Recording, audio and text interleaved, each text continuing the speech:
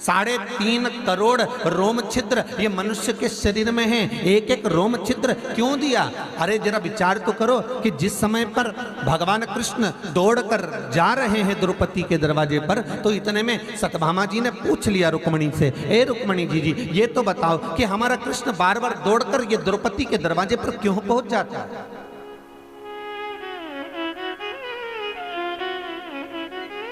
हमारा कृष्ण ये द्रौपदी के दरवाजे पर बार बार क्यों जाता है?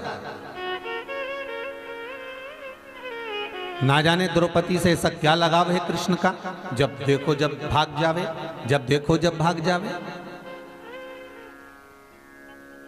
महाराज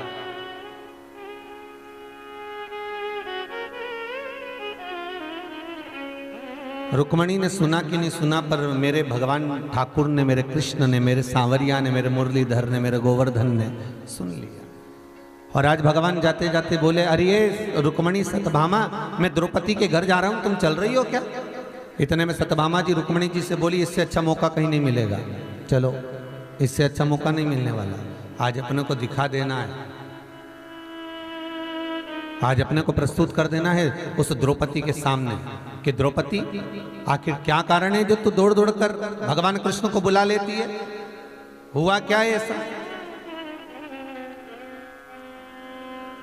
दौड़कर भगवान क्यों चले जाते हैं, क्यों पहुंच जाते हैं, किस लिए जा रहे हैं, किस कारण से जा रहे हैं? ऐसा क्या है जो भगवान भाग कर द्रौपदी के दरवाजे पर पहुंच रहे हैं? जैसे ही भगवान पहुंचे, द्रौपदी केश बा रही थी, चोटी कर रही थी, बाल बा रही थी, कंघा कर रही थी। और द्रौपदी जब कंघा कर रही है तो भगवान ने पूछ लिया, द्रौपदी तुम क्या कर रही हो? अरे कर क्या रही हो तुम?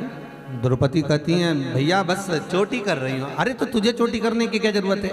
ये तेरी दो भाभियां आई तो हैं, ये चोटियां करेंगी तेरी। सत्यभामा जी ने मन में सोचा, बताओ भगवान कितना चतुर है, मेरे सामने सारी लाइन क्लियर करते जा रहा है। इससे बदला लेने का सबसे अच्छा तरीका बस यही है, जब मैं चोटी करने बैठूंगी, रिटर्न बढ़ा लो, जब मैं चोटी करने बैठूंगी, सत्यभामा जी विचार करती हैं, जब मैं इसकी चोटी करूंगी तब आज ऐसी चोटी करूंगी कि सिर पर एक बाल नहीं रहने दूंगी इसको। आज ऐसी चोटी कर देती हूँ, एक बाल ना रहने दूंगी इसको।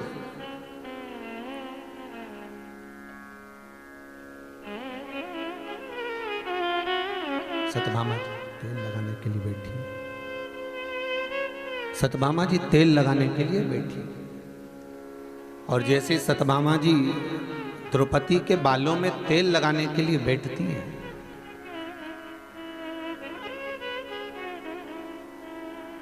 एक केश, एक बाल द्रौपदी के सिर का सत्यभामा जी ने तोड़ लिया। जैसी तोड़ा उसमें से आवाज आई, हे कृष्ण। फिर दूसरा बाल तोड़ा तो उसमें से आवाज आ रही है, हे कृष्ण।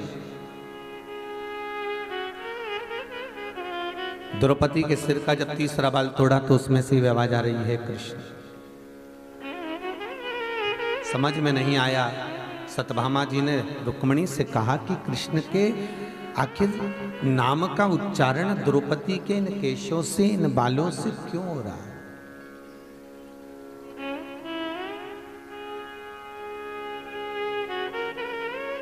भगवान कृष्ण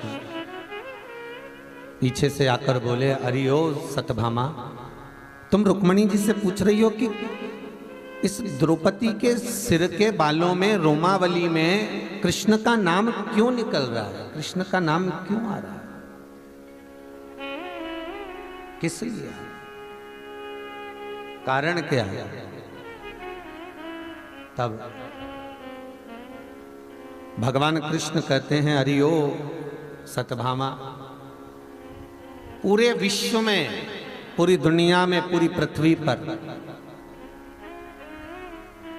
मनुष्य के शरीर पर 3.5 करोड़ रोम छिद्र दिए गए हैं। वो केवल इसलिए दिए गए हैं कि एक दिन में तुम्हारे मुख से 3.5 करोड़ बार भगवान का नाम निकलना चाहिए।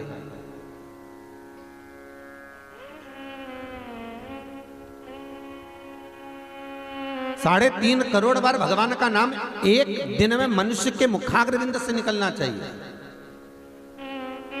अब बोलो रे भाई, इस संसार में कौन है जो 3.5 करोड़ बार भगवान का नाम लेता होगा एक दिन में?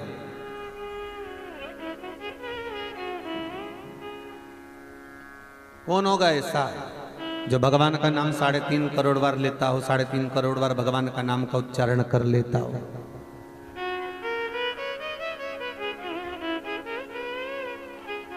पर भगवान कृष्ण कहते हैं, अरे ओ सतभामा, पूरे दुनिया में, पूरी पृथ्वी पर, पूरे भूमंडल पर केवल एक ही है और वो है द्रौपदी। केवल एक द्रौपदी।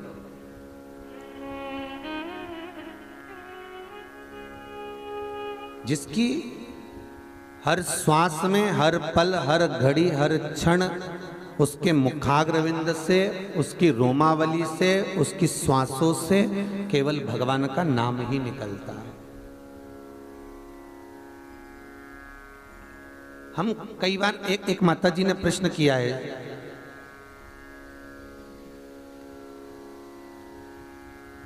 पटना से हैं, उनके बेटे का नाम ओम है। रिटर्न बढ़ाइए, रिटर्न। उनके बेटे का नाम ओम है और पटना की रहने वाली हैं। माता जी, अगर आप कथा सुन रहे हो तो ध्यान से सुनिएगा। कहा, गुरुदेव, हम संपूर्ण जगह पर होकर आ गए, परंतु सुख का भान नहीं है। मेरा बेटा बीमार है और बहुत दुखी है, बहुत दुखी। संपूर्ण जगत में जब कहे ना, डॉक्टरों का भी एक और डॉक्टर बैठा हुआ है, और वो मेरा विश्वनाथ, मेरा शंभू, मेरा त्रिकालदर्शी, मेरा कैलाशी बैठा हुआ। जब आप सब जगह से हार जाएं तो पटना वाली बहन, आपका बेटा ओम वोमिटिंग पर वोमिटिंग कर रहा है, डॉक्टर कोई सब इलाज कर दिए हैं, तो एक निवेदन हमारा भी स्वीकार करना। घर में जिस दिए से आप शंकर जी की या भगवान की आरती उतारते हो, वो दिया आपके घर में होगा, दीपक होगा। उस दीपक को पानी की बाल्टी में डाल दीजिए और पानी की बाल्टी में डालकर उस पानी से स्नान करा दो, और बेलपत्री के पेड़ के नीचे उस बालक को बिठाकर शंकर जी पे चढ़ी हुई 7 बेलपत्र उसको खिला दो, श्री शिवाय नमस्तुभ्यम बोलकर, और 2 दिन के अंदर बताओ कि वोमिटिंग बंद हुई कि ना हुई। केवल शिव का स्मरण करना है। यहां विश्वास आपको सीहोर वाले महाराज पे नहीं करना है, आपको यहां विश्वास सीहोर वाला गुरुजी पे नहीं करना है, आपको तो केवल शंभू पर विश्वास करना है। आपको तो केवल एक शिव का स्मरण, केवल शंकर का नाम, केवल शिव का भाव।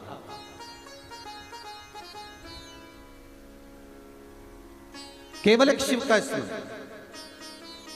विष्णु पुराण के भीतर दीपों का वर्णन किया गया है महाराज, कि कौन सा दिया किस जगह पर काम आता है और कौन सा दीप किस भाव में वर्णित किया जाता है। इससे पहले जो कथा हुई थी ऑनलाइन, उसमें दीपों का दर्शन भी कराया था कि इस दीप से ये फल की प्राप्ति है।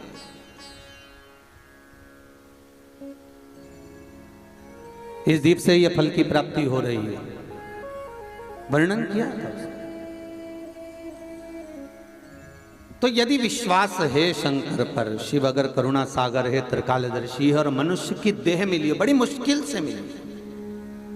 ये मानव का शरीर बड़ा मुश्किल से मिलता है, और मिल गया तो इसका सदुपयोग में लगा। कहीं निंदा में नहीं, चुगली में नहीं, बुराई में नहीं, कपट में नहीं, छल में नहीं, छिद्र में नहीं, बेईमानी में नहीं, प्रपंच में नहीं। इसको हम भगवत स्मरण में समर्पित कर दें। जितना बन सके दुनिया से हटकर भगवान शिव का स्मरण करो। फिर निवेदन करूंगा, मित्रों के साथ रहो तो मित्र जैसे रहना, सखाओं के साथ रहो तो सखा जैसे रहना। जैसे मेरे भगवान कृष्ण जहां रहते थे उस भाव में रहते थे। युद्ध के मैदान में रहते हैं तो एक अच्छे युद्धशाल आनंदमय बनकर रहते हैं। अगर गोपियों के मध्य में रहते हैं तो गोपियों के सखा बनकर रहते हैं। मित्रों के साथ रहते हैं तो मित्रों के सखा बनकर रहते हैं। यशोदा के पास में रहते हैं तो कन्हैया बनकर रहते हैं। उनका जो भाव है वो हर जगह पर, इसलिए कहते हैं मेरा कान्हा ना जाने कितने भाव में रम जाता है। और आपसे भी निवेदन है कि आप मित्रों के साथ रहो तो वहां आपका अभिमान नहीं आना चाहिए। वहां दिखाना नहीं है आपको कि आप कितने करोड़पति, कितने धनपति, कितने वैभवपति हैं। आप धर्मपत्नी के साथ में रह रहे हो तो आप उसकी पति बनकर उसके सामने आपको ये नहीं दिखाना कि मैंने कितना तेरे को प्रदान कर दिया, कितने नेकलेस, कितने हार, कितनी अंगूठी, कितना जेवर मैंने तुझे दिया है। ये हमें धर्मपत्नी को नहीं दिखाना। आप बच्चों के साथ रह रहे हो तो उनके जैसा बनकर रहना पड़ेगा। आप माता पिता के साथ रह रहे हो तो उनके जैसे छोटे बनकर रहना पड़ेगा। वो बड़े हैं उम्र में, आपको छोटा बनकर रहना पड़ेगा। आप बहनों के साथ रह रहे हो, भाइयों के साथ रह रहे हो तो उनके साथ में उसी तरह से व्यवहार करना पड़ेगा जैसे आप परिवार में रहते आए हो।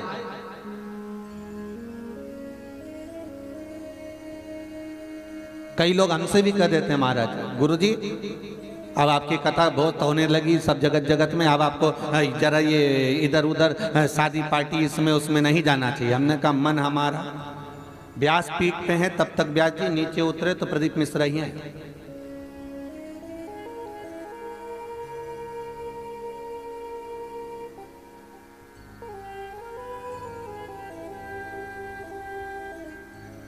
जिस समय जन्म लिया उस समय पर माता की गोद थी और परिवार था, ठीक है।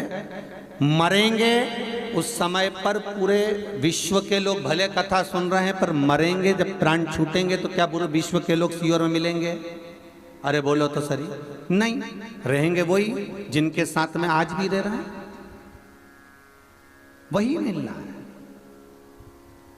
आप कितने भी अवधे पर पहुंच जाओ, आप कितनी भी उन्नति पर पहुंच जाओ, आप कितनी भी आपके वैभव पर, मेरा द्वारका नाथ, मेरा द्वारकाधीश द्वारका का राजा बनकर बैठे हैं, द्वारका के राजा। और जिस समय पर स्वयं राधा नंद बाबा और यशोदा को लेकर, गोपी और ग्वालों को लेकर कुरुक्षेत्र की भूमि पर पहुंचती हैं तो मेरा कन्हैया राधा से मिलने के लिए 2 घंटे तक मार्ग में खड़ा रहा, 2 घंटे तक कि राधा यहां से निकलेगी। फिर खबर पहुंचाई, ललिता देखो जरा राधा निकल कर जा रही है क्या? अरे विशाखा जरा देखो राधा कितनी देर में आ रही है। राधा का इंतजार कर रहे हैं। तो द्वारकाधीश के द्वारपाल कहते हैं आप द्वारका के नाथ हो और एक साधारण सी गोपी के लिए घंटों से इंतजार कर रहे हो। भगवान कहते हैं वो गोपी साधारण नहीं है, वो गोपी सहज नहीं है, वो गोपी साधारण नहीं हो सकती। वो गोपी जो मेरे माता पिता का सेवा और संभाल कर रही है वो गोपी सहज नहीं है, वो गोपी मेरे प्राण है। रहो परिवार में, कुटुंब में, कबीले में, नातों में, रिश्तों में, परिवारजनों में, मित्र सखाओं में, बिल्कुल अलमस्त हो।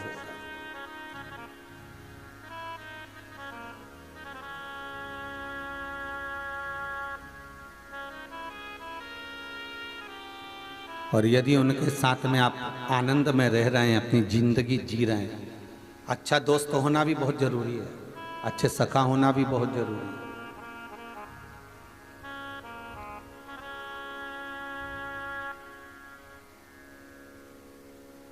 अभी ये चैनल वाले भैया लोग आए हैं यहाँ कैमरा ले लेके 4-5, अब इनमें से 5-6 में से अगर एक मुसद्दी लाल निकल जाए तो बहुत गुस्से वाला, क्रोध वाला, चिड़चिड़ा, तो ये 4-5 जितने कमरे में रहते हो, एक कमरे में तो इनका तो जीवड़ा नहीं लगेगा, कहाँ इसको पकड़ के लिया है रे, सही है कि गलत है?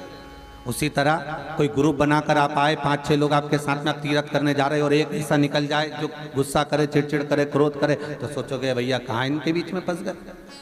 अच्छे खासे अपन 4 ही भले थे, क्या करना है?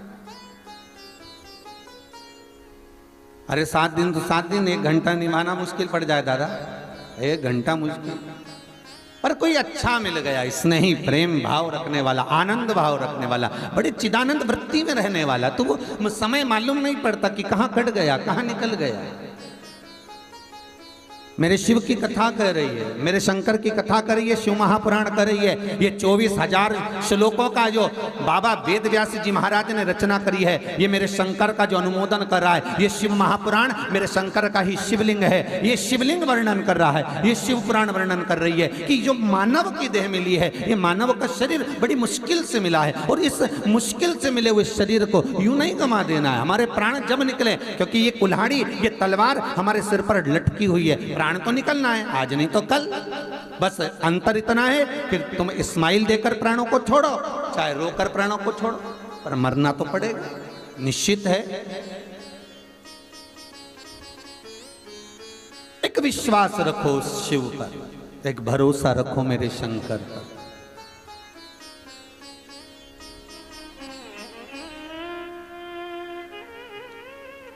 और जिस समय पर विश्वास रहता है, भरोसा रहता है, विश्वास और भरोसा जब प्रबल हो जाता है तब मेरा भगवान स्वतः सम्मुख में मिल जाता है, स्वतः सम्मुख।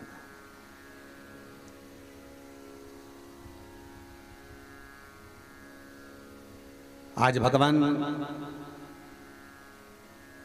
शिव की कथा कहती है कि देवर्षि नारद का जो अभिमान था वो भगवान विष्णु ने डिगा दिया, भगवान शिव ने डिगा दिया।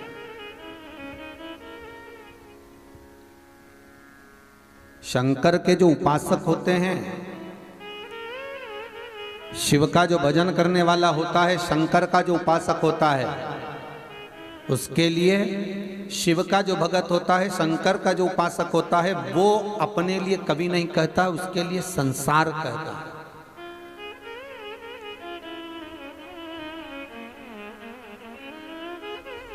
उसके लिए संसार। ये मेरे भारत की भूमि के संत, साधु, सन्यासी, तपस्वी, साधक, उपासक, ये भारत की भूमि के ये नागा साधु, ये भारत की भूमि के संत, महंत, महात्मा, शंकराचार्य, पीठाधीश, मठाधीश, महामंडलेश्वर आदि आदि जो पद हैं हमारी भारत की भूमि के, इस जननी मातृभूमि के जितने भारत की भूमि के संत हैं, साधु हैं, सन्यासी हैं, तपस्वी हैं, साधक हैं, उपासक हैं, ये अपनी मस्ती में रहते हैं। आप कुंभ के मेले में, अभी हरिद्वार का कुंभ आएगा, आप जाकर दर्शन करना, कोई नागा साधु आप बैठे अपनी चिलम लगा रहे आलमस्त होकर, उसको कोई मतलब नहीं कि कौन उनका फोटो खींच रहा है, उसको कोई मतलब नहीं कि कौन क्या कर रहा है, कौन वीडियो बना रहा है, कौन क्या कर रहा है, उसको तो अपनी मस्ती में रमा हुआ है, वो अपनी अलमस्तता में रह रहा है, वो अपनी मस्ती में अपना आनंद पा रहा है, वो अपनी मस्ती में सुख पा रहा है।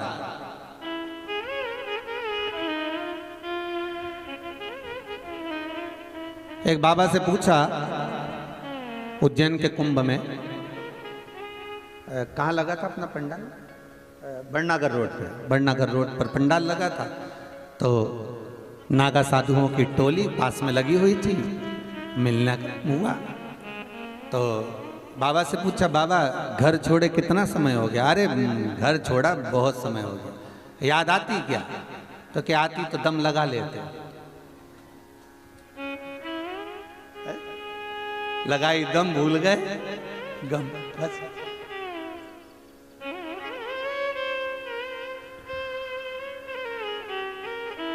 बाबा परिवार में और सब तो होंगे ना, तो होंगे बस। अब वो तो कहे आओ महाराज बैठो तुम भी दम।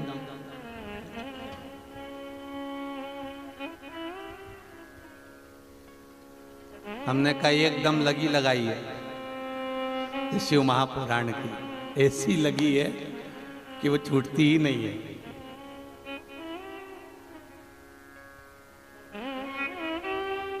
उन्होंने एक सुंदर सी लाइन सुनाई थी, वो मैं कई बार कथाओं में बोल चुका, बहुत सुंदर लाइन है महाराज, कि वो गांजा लावे गणेश जी और ढोवे भैरवनाथ, वो नागा साधुओं का, ढोवे भैरवनाथ और चिलम भरे माँ पार्वती जी और पीवे भोलानाथ, मन शिव रटोरे छोड़ दो कपट मन शिव रटोरे। उनके शब्द थे, जब मन में चिंता व्याप जाए, जब मन में कुछ ऐसे काम, लोभ, विषय, वासना, आसक्ति, तृष्णा बहुत व्यापने लगे, तो वो नागा साधु, वो संत कहते हैं कि बस उस चिंता को मिटाने के लिए जो चिता को संभालने वाला, चिंतन करने योग्य जो है वो शिव, वो ओघड़दानी, वो भूतेश्वर, वो त्रिकालदर्शी, वो कैलाशी अविनाशी, बस उसका स्मरण कर लीजिए तो सारी चिंता अपने आप मिट जाती है। बस उसका भरोसा करो, उसका भजन करो, उसका स्मरण करो, उसका स्मरण कर लीजिए, उसका भजन कर लीजिए। और जब आप उसके भजन में डूब जाओगे, उसके स्मरण में आप जब डूब जाओगे, तो आप रूप आपको सुख का भान हो जाएगा, आप रूप आपको आनंद का भान हो जाएगा।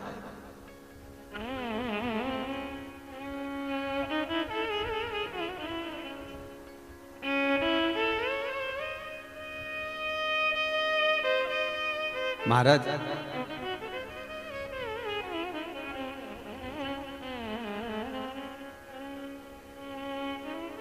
हमें सुख और दुख का भान कब होता है? जब हम संसार को अपना समझते हैं। गौतम बुद्ध, श्री सिद्धार्थ जी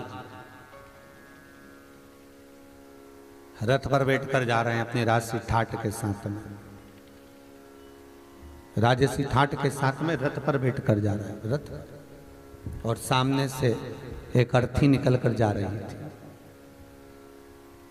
सामने से एक अर्थी निकल कर जा रही। सिद्धार्थ जी ने पूछ लिया, सिद्धार्थ जी पूछ रहे हैं कि ये जो सामने सोकर जा रहा है, लेट कर जा रहा है,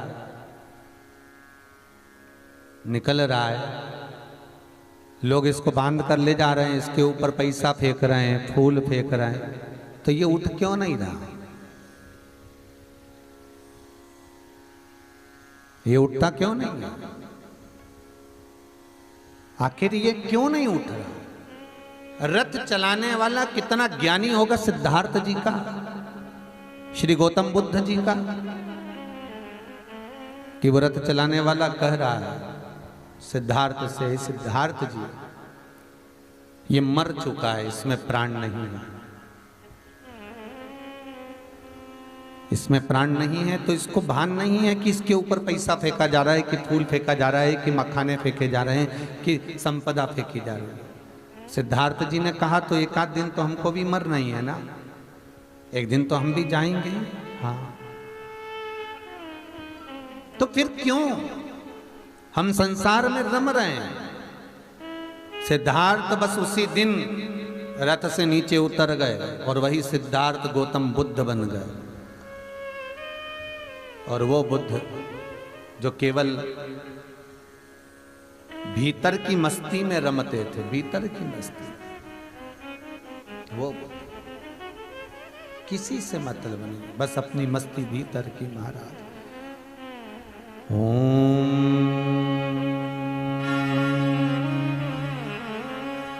नमः शिवाय,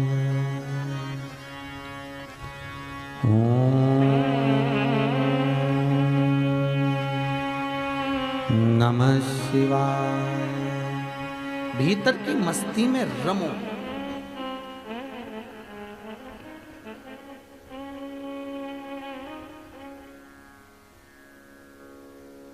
नारद जी के भीतर जो अभिमान समाया था, नारद जी के भीतर जो अहंकार समाया था, नारद जी के भीतर जो अभिमत्ता समाई थी, आज वो टूट गई। ब्रह्मा जी के भीतर जो अभिमत्ता थी वो भगवान ने तोड़ दी। अब ब्रह्मदेव को बुलाया है भगवान शंकर ने, और भगवान ब्रह्मदेव को बुलाकर कहा कि अब सृष्टि का संचालन करिए, सृष्टि की रचना करिए। सृष्टि की रचना करना प्रारंभ किया, और जब सृष्टि की रचना करना प्रारंभ किया, महाराज ब्रह्मदेव से कहा सृष्टि बनाओ, तो ब्रह्मा जी कहते हैं सृष्टि कैसी बनाना है वो आप बताओ। भगवान शंकर सृष्टि बनाना बता रहे हैं। भगवान शिव ने कहा अगर इस सृष्टि की रचना करना है तो एक पुरुष और एक स्त्री, इन दो को प्रकट करना पड़ेगा, और ये पुरुष और स्त्री जो प्रकट होंगे ये संपूर्ण सृष्टि का आनंद करा देंगे। ब्रह्मा जी ने कहा कैसी सृष्टि आप बता दीजिए, तो शंकर भगवान ने अपना अर्धनारीश्वर स्वरूप का दर्शन ब्रह्मदेव को दे दिया। और ब्रह्मा जी ने जब सृष्टि रचना प्रारंभ करी तो भगवान शंकर का जो स्वरूप ब्रह्मदेव ने देखा, बस उसी को देखकर ब्रह्मा जी ने सृष्टि की रचना करना प्रारंभ कर दी, और पुरुष और स्त्री इन दोनों को मिलाकर एक मनुष्य बना दिया।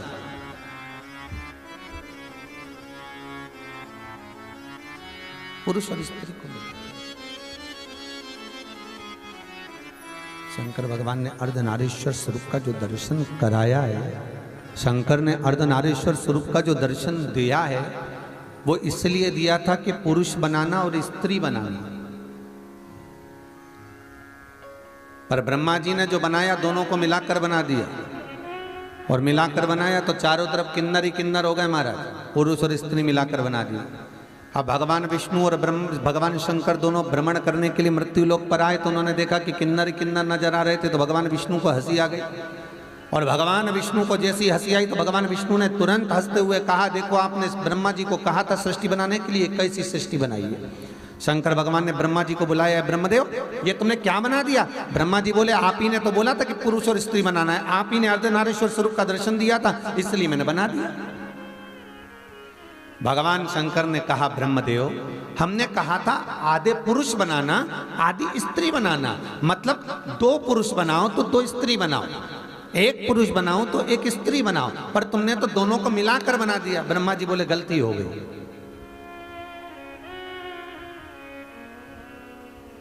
अब भगवान विष्णु को तो आ गई हंसी, और जैसे ही भगवान विष्णु को हंसी आई, हंसी आते से उसी समय पर भगवान शंकर ने कहा, ए नारायण आपने गलती करी है, आप इन ब्रह्मा की बनाई हुई सृष्टि पर हंस रहे, इन किन्नरों पर, गलती है आपकी। भगवान शंकर कहते हैं, नारायण कभी पांव से विकलांग व्यक्ति को देखकर, लूले को देखकर, लंगड़े को देखकर, अंधे को देखकर, नैनों से विहीर को देखकर, श्रवण शक्ति से विहीन व्यक्ति को देखकर, वृद्ध को देखकर, अति बहुत कोई दुर्बल है, बहुत कोई मोटा है, वाणी से हकलाता हो, तोतरा बोलता हो, नैनों से विहीन हो, ऐसे व्यक्ति को देखकर कभी हंसना नहीं, कभी मुस्कुराना नहीं। क्यों? क्योंकि शास्त्र कहता है कि एक जन्म 84 लाख योनियों में से 7 जन्म वैसे ही लेना पड़ते हैं जिसके ऊपर तुम हंसे हो, और 1 जन्म भोगने का होता है।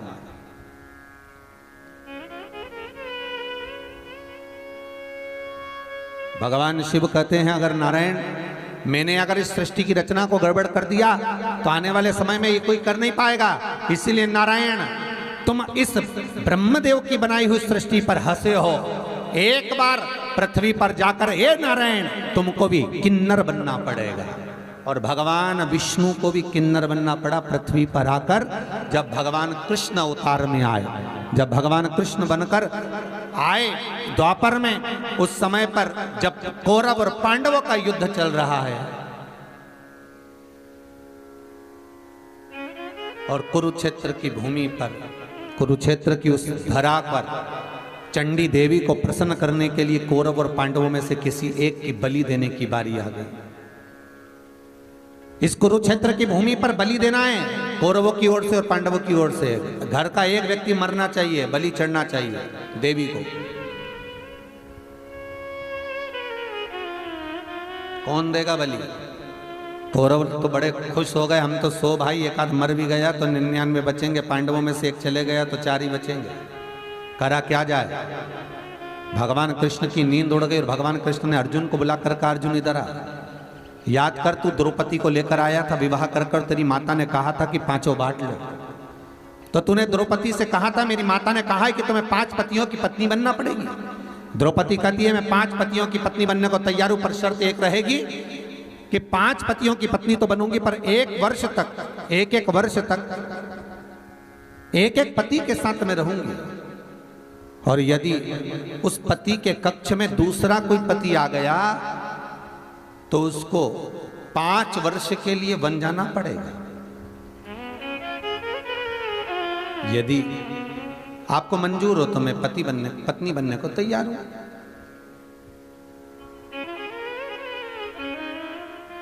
मुझे कोई दिक्कत नहीं, पत्नी बन जाती हूं, मैं पत्नी बनने को तैयार हूं। ठीक है। 5 पतियों ने मिलकर वचन दे दिया द्रौपदी को, आपके कक्ष में जब आप एक पति के साथ रहोगी तो दूसरा कोई पति नहीं आएगा। अब लीला देखिए कितनी विचित्र थी। भीम के कक्ष में द्रौपदी है और एक ब्राह्मण के बच्चे को शेर उठाकर ले गया।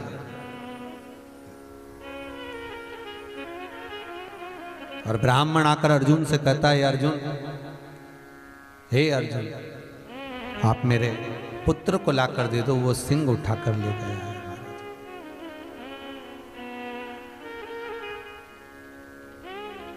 मेरे पुत्र को ला दीजिए।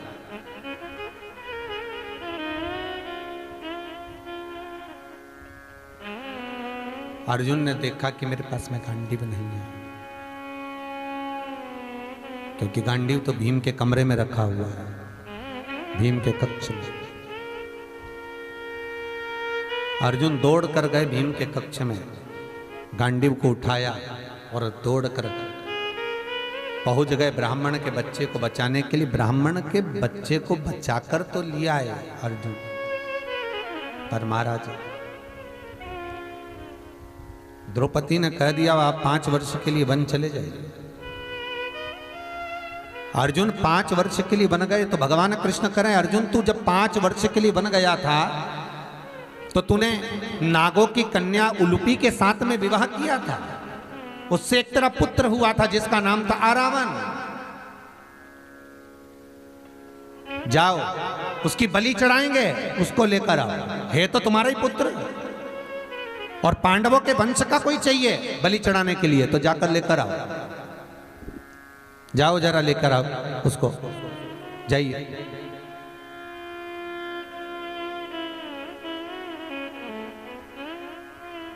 अर्जुन गए, आरावन को लेकर आए। आरावन कहता है पिताजी चिंता मत करना, एक एक कौरवों को काट काट कर मार दूंगा, तुम चिंता क्यों करते हो, मैं हूं पिताजी, क्या चिंता करना। भगवान कृष्ण आए आरावन के पास, आरावन हमें तुमसे युद्ध नहीं लड़वाना, आरावन हमें तुमसे युद्ध नहीं करवाना, हमें आपसे युद्ध नहीं लड़वाना है महाराज।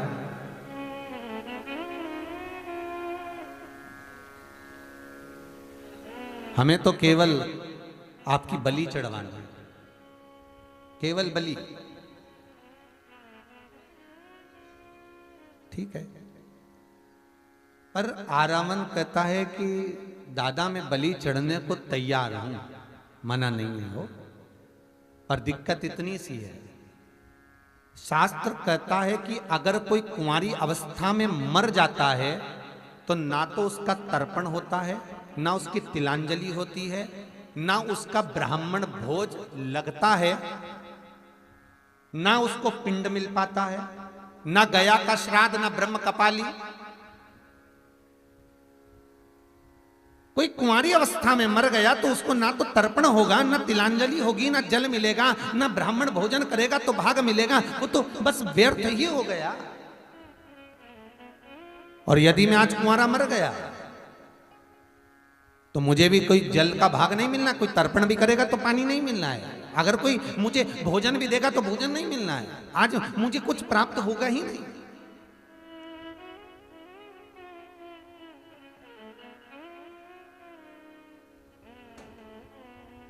मुझे जब कुछ मिलना ही नहीं है तो फिर मैं कुंवारा क्यों मरूं।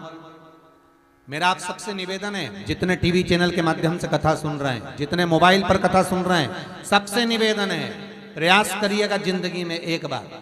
आज के जमाने के लड़के कहते हैं मैं उसके चक्कर में सुसाइड कर लूं, लड़कियां कहती मैं उसके चक्कर में सुसाइड कर लूं, मैं मर जाऊं, मैं ये कर लूं, मैं वो कर लूं। मरना बहुत सरल है, मरो मरो सब कोई कहे मर के देखे कोई, और मरो तो ऐसा मरो कि फिर संसार में जन्म ना हो।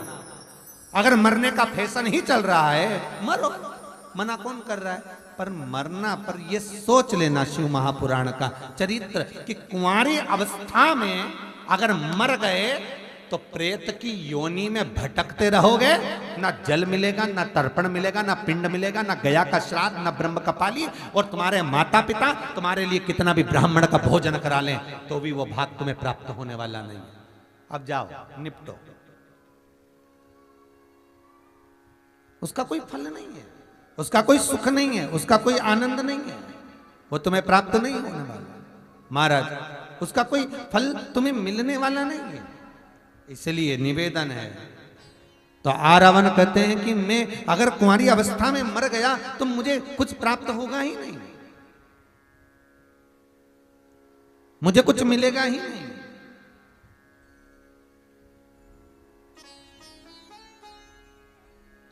क्या करें हम, एक निवेदन है आपसे कि मेरा विवाह कर दो और मुझे कल बलि चढ़ा दो, मना नहीं। अब ईमानदारी से बोलो रे भाई, सबको मालूम है कि ये कल मरने वाला है, तो इसको लड़की कौन देगा? कन्या दे तो दे कौन इसको, जब कल मर ही रहा है तो कौन कन्या देगा? पर कह दिया बस मेरा शादी कर दो, कुंवारा नहीं मरूंगा, शादी कर दो फिर इसके बाद मरेगा। ठीक है, भगवान कृष्ण ने अर्जुन, नकुल, सहदेव, भीम, युधिष्ठिर सबको बुला कर कहा इसके लिए लड़की ढूंढो, आज ही का दिन है, बस आज की रात, बस फिर तो कल मरना ही है। अब कौन लड़की दे? कोई ने नहीं दी। फिर नैनों में जल भर गया, अब करे क्या? भगवान कृष्ण ने मन में सोचा अब कोई कन्या नहीं मिल रही, रात्रि का समय हो गया, मध्य रात्रि होने वाली है, केवल आज की ही रात बाकी है। और भगवान कृष्ण को याद आ गया कि शंकर भगवान ने कहा था कि तुम इन ब्रह्मा की बनाई हुई सृष्टि पर किन्नरों पर हंसे हो, इसलिए मृत्यु लोक में जाकर तुम्हें किन्नर बनना पड़ेगा। भगवान कृष्ण समझ गए कि आज मुझे इस आरामन के लिए इसकी पत्नी बनना पड़ेगा, तो भगवान कृष्ण ने किन्नर का रूप रख लिया और किन्नर का रूप रखकर आरामन से शादी कर ली। भगवान कृष्ण आरावण से विवाह करा और विवाह करने के बाद रात्रि के समय पर विवाह करा। सुबह भगवान कृष्ण के सम्मुख में वो आरावण का सम्मुख में बलि चढ़ गई, भगवान के नैनों से जल बह निकला। इसलिए आज भी किन्नरों का एक रात्रि का विवाह होता है, एक घड़े के साथ आरावण के साथ होता है आज भी।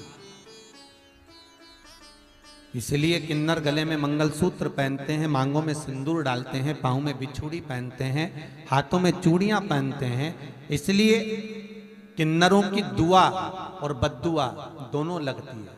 क्यों? क्योंकि उनका जो पति होता है एक कलश, कलश नहीं, वो आरामन है। इसलिए हमारे यहाँ शुभ शकुन में, अच्छे कार्य में हम किन्नरों को बुलाते हैं, कुछ नेक जोक देते हैं, उनको विदा कर देते हैं।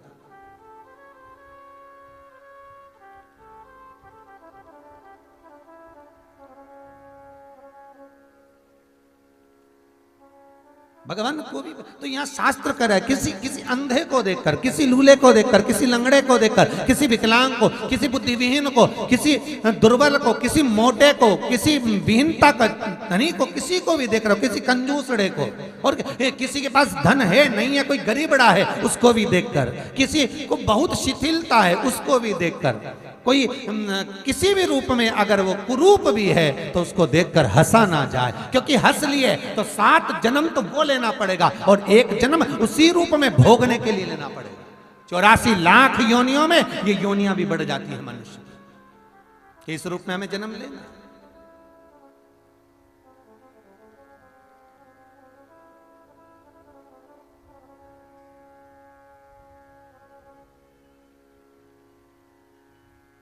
ठीक है, कोई आंखों से विहीन है, होगा पूर्व का कर्म। इसी बात पर एक प्रश्न कर दिया था किसी ने महाराज, दिल्ली शालीमार बाग की कथा में, जब तुल्ली परिवार कथा कराए तो उसमें प्रश्न आया था शालीमार बाग की कथा में कि महाराज जी, सूरदास जी ने कौन सा ऐसा पाप कर्म कर दिया था जो सूरदास जी की आंखें चली गई। देखिए प्रश्न बड़ा विचित्र। जो भगवान कृष्ण की इतनी भक्ति करते हैं सूरदास, भगवान कृष्ण की अविरल भक्ति में डूबे हुए हैं, जिन्होंने इतने सुंदर पदों को गाया और भगवान कृष्ण उनके सम्मुख में प्रकट हो जाते हैं, ऐसे सूरदास ने क्या कर दिया था? तो शास्त्र कहता है ये सूरदास कौन है? तो कहा ये उद्धव जी हैं। उद्धव भांडिर वन में बिना पूछे बिना जाने प्रवेश कर गए और भांडिर वन में राधा जी की 8 सखियों में से एक सखी ललिता जी पहरा देती थी। ललिता जी ने कह दिया, रे आंखों से अंधा हो गया क्या? मुझसे पूछना था, बात करना थी, फिर प्रवेश करना था। सूरदास उद्धव जी ने कहा तुम मुझे जानती नहीं, मैं द्वारका का भगवान कृष्ण के द्वारा भेजा गया उनका मंत्री, तो जानती नहीं है ना। ललिता जी के कोई भी भेजे, किसी के घर में प्रवेश करने से पहले उसकी आज्ञा होना जरूरी है। किसी मंदिर में जा रहे हो तो पहले मंदिर के पंडित जी से पूछो, मैं भगवान को पूजन कर लूं मैं? किसी बाग में से फूल तोड़ रहे हो तो पहले माली से पूछो, क्योंकि कंस का जो जन्म हुआ है भगवान कृष्ण के सामने, जिस कंस का सम्मुख में जन्म हुआ, कंस जो पैदा हुआ, वो कंस के पैदा होने का कारण एक ये भी था कि कंस किसी पूर्व समय में जो कुबेर का एक द्वारपाल था, बस चुपचाप से जाकर कुबेर के पूजन के लिए, शंकर के पूजन के लिए कहीं से फूल चुरा कर लाता था। अब कुबेर तो कहता मेरे लिए फूल लेकर आया, उसने तो अच्छा काम करा, पर एक बुरा काम करा कि बिना माली से पूछे हुए चुरा कर लेकर आया। इसलिए उस कुबेर के द्वारपाल को भी कंस का अवतार लेना पड़ा, कंस का जन्म लेना पड़ा और राक्षस बनकर पैदा होना पड़ा, क्योंकि उसने बिना पूछे फूल चोरी करा था। धर्म का दंड तो भोगना पड़ेगा। मनुष्य की देह मिली है भोगने के लिए ही मिली है। तो ये कंस का जन्म इसलिए हुआ क्योंकि उसने फूल चुराया, पैदा हुआ। चल जन्म भोगना। तो सूरदास वो उद्धव, तूने बिना पूछे बिना जाने एक मेरी चौकीदारी में, मेरे पहरे में तू अंदर प्रवेश कर गया। हे उद्धव, तुझे इतना अहंकार है, मैं कहती हूं श्राप देती हूं तुझे, तू अंधा बनकर जन्मेगा नीचे मृत्यु लोक में। जा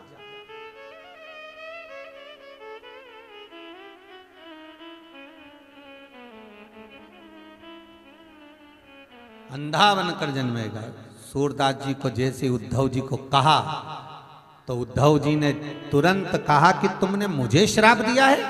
ए ललिता जी, मैं भी आपको श्राप देता हूं कि इस सूरदास के लिए आपको एक जन्म मृत्यु लोक में लेना पड़ेगा, और मैं इस ब्रज रज में कृष्ण के लिए आया हूं। जब तक आप मुझे मिलोगी नहीं तब तक मुझे भी कृष्ण मिलेगा नहीं, इसलिए मृत्यु लोक में एक जन्म तुम्हें और लेना पड़ेगा। और हुआ कब?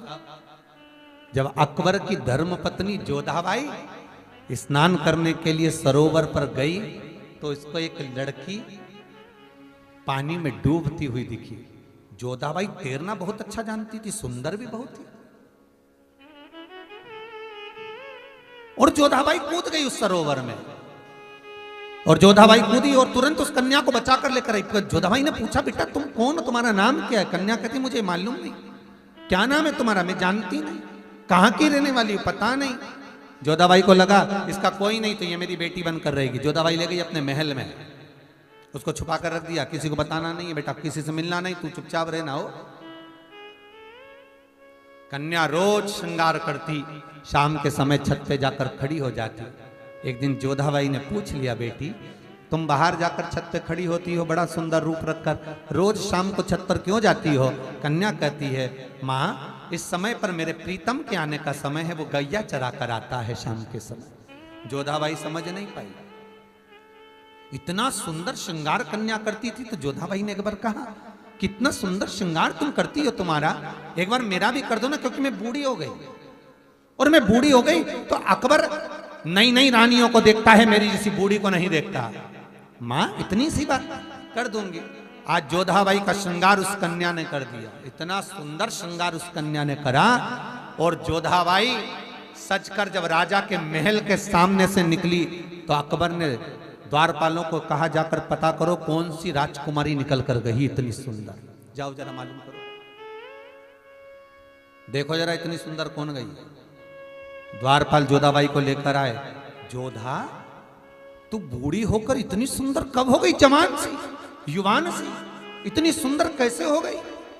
जोधाबाई बोली, बस मैंने श्रृंगार करा। तो तेरे श्रृंगार किसने करा? बस मैंने, तू नहीं कर सकती जोधा, सत्य बता तेरा श्रृंगार किसने करा है?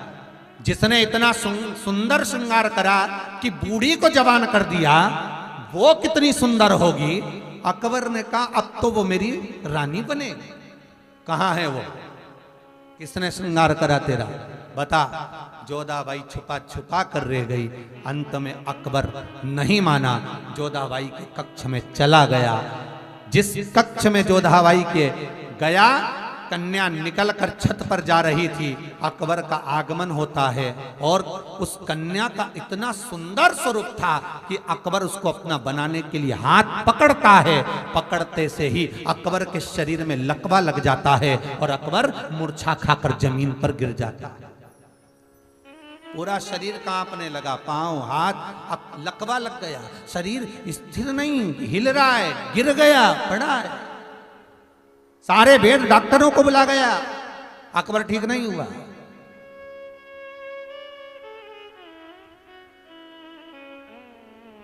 तब किसी ने आकर कहा, वृंदावन में ब्रजरज में एक अंधा बाबा रहता है। अच्छा, हाँ, वो भजन से इलाज कर देता है। ऐसा कहीं होता है? हाँ, बुलाओ उसको। जोधाबाई ने कहा बुलाओ सूरदास को। सूरदास जी को बुलाया गया। सूरदास जी ने हाथ पकड़कर अकबर को देखा तो ये तो थर थर कांप रहा है, इसको तो लकवा लग गया। पर ये तो बताओ कि इसको लकवा लगा कहाँ गया था? छत पे सो रहा था, कहाँ गया, कहाँ था? कहीं ठंडी में पड़ गया, कहीं कुछ ताप पड़ गया, हुआ क्या इसको? ये तो बताओ। कुछ भी नहीं हुआ।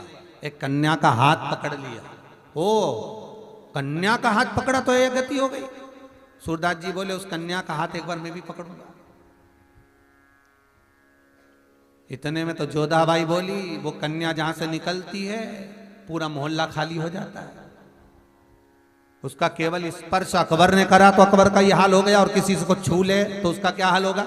इसलिए कोई उससे मिलता नहीं है। नहीं नहीं, कन्या का तो हाथ स्पर्श करूंगा मैं। बुलाओ सूरदास जी। बोले सूरदास जी अपने कमरे में जाने लगे, कन्या को बुला कर लाओ। जैसे ही दरवाजे से सूरदास निकल रहे थे, कन्या सुंदर श्रृंगार कर कर आनंद करती हुई कन्या अपने लहंगे को हिलाती हिलाती दरवाजे पर पहुंच गई। और जो कन्या पहुंची, पहुंचते से सूरदास को देखकर बोली, क्यों रे अंधे? सूरदास जी को आवाज समझ में आ गई। सूरदास जी बोले, ललिता तू यहां? सूरदास जी बोले, ललिता तुम? हाँ। ललिता बोली, सूरदास तेरे लिए आना पड़ा, तेरे लिए। ललिता जी तुम्हें जान नहीं पाया अकबर, इसलिए उसने स्पर्श करा और उसे लकवा लग गया, ठीक कर दो इसको। ललिता जी बोली, मैं तो नहीं कर सकता। तो फिर मैं आपको स्पर्श कर लूंगा ललिता जी। सूरदास जी ललिता के हाथ को जैसे ही पकड़े, पकड़ते से ही ललिता जी का शरीर भस्म हो गया। सूरदास जी ने अपने तन पर भस्म को धारण किया, वो भस्म अकबर को लगाया। अकबर उठ बैठा और सूरदास जी वो भस्म लेकर अपने हृदय में लगाकर वृंदावन चले गए। ब्रज की रज में डोलते डोलते चंद्र सरोवर पर पहुंच गए। और चंद्र सरोवर पर सूरदास जी बैठकर नहाते नहीं है चंद्र सरोवर, क्योंकि नहाऊंगा तो मेरी ललिता, जिसका स्पर्श मात्र से मुझे कृष्ण मिलने वाला है, वो चले जाएगा। इसलिए स्नान तक नहीं कर रहे, बैठे चंद्र सरोवर पर जल का आचमन कर रहे हैं, पर देख रहे हैं।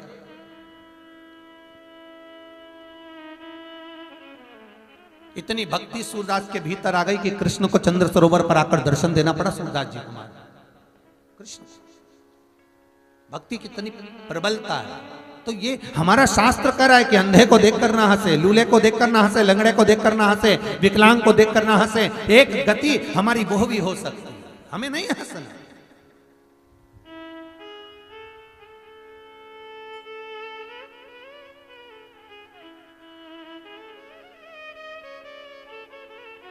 देखो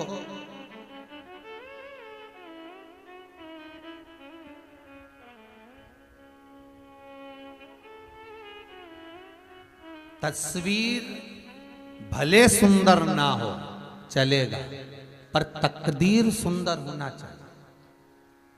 क्या सुंदर होना चाहिए? तकदीर। तस्वीर नीवी है, चलेगा। श्वास से शरीर टिका है और विश्वास से भगवान टिका। श्वास शरीर को टिका कर रख सकती है और विश्वास भगवान को टिका कर रख सकता है। भरोसो दृढ़ चरणन केरो श्री वल्लभ नख चंद्र छटा बिन सब जगह माहिया दे। शरीर की तस्वीर कितनी भी सुंदर खिंचवाओ, तस्वीर कैसी भी हो, और फिर निवेदन है खुशियां तकदीर में होना चाहिए। बाद में तो तस्वीर में कोई भी मुस्कुरा देता है, कोई भी मुस्कुरा देगा, पर प्रसन्नता तो तकदीर में हो। दुख भी मिले, कोई शब्द भी कहे, अपशब्द भी कहे, ताने भी दे, कुछ भी कहे, पर आपके चेहरे पर प्रसन्नता होना चाहिए।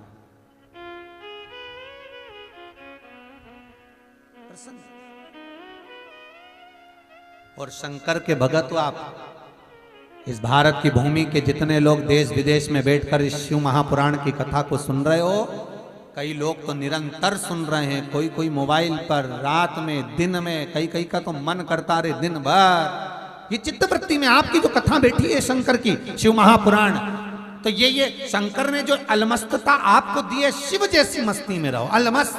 कोई कुछ भी कहे, अपने को मस्ती में रहना, अपने आनंद में रहो, चकाचक। बोले बोलने वाला कितना ही बोले सो तो मस्ती में।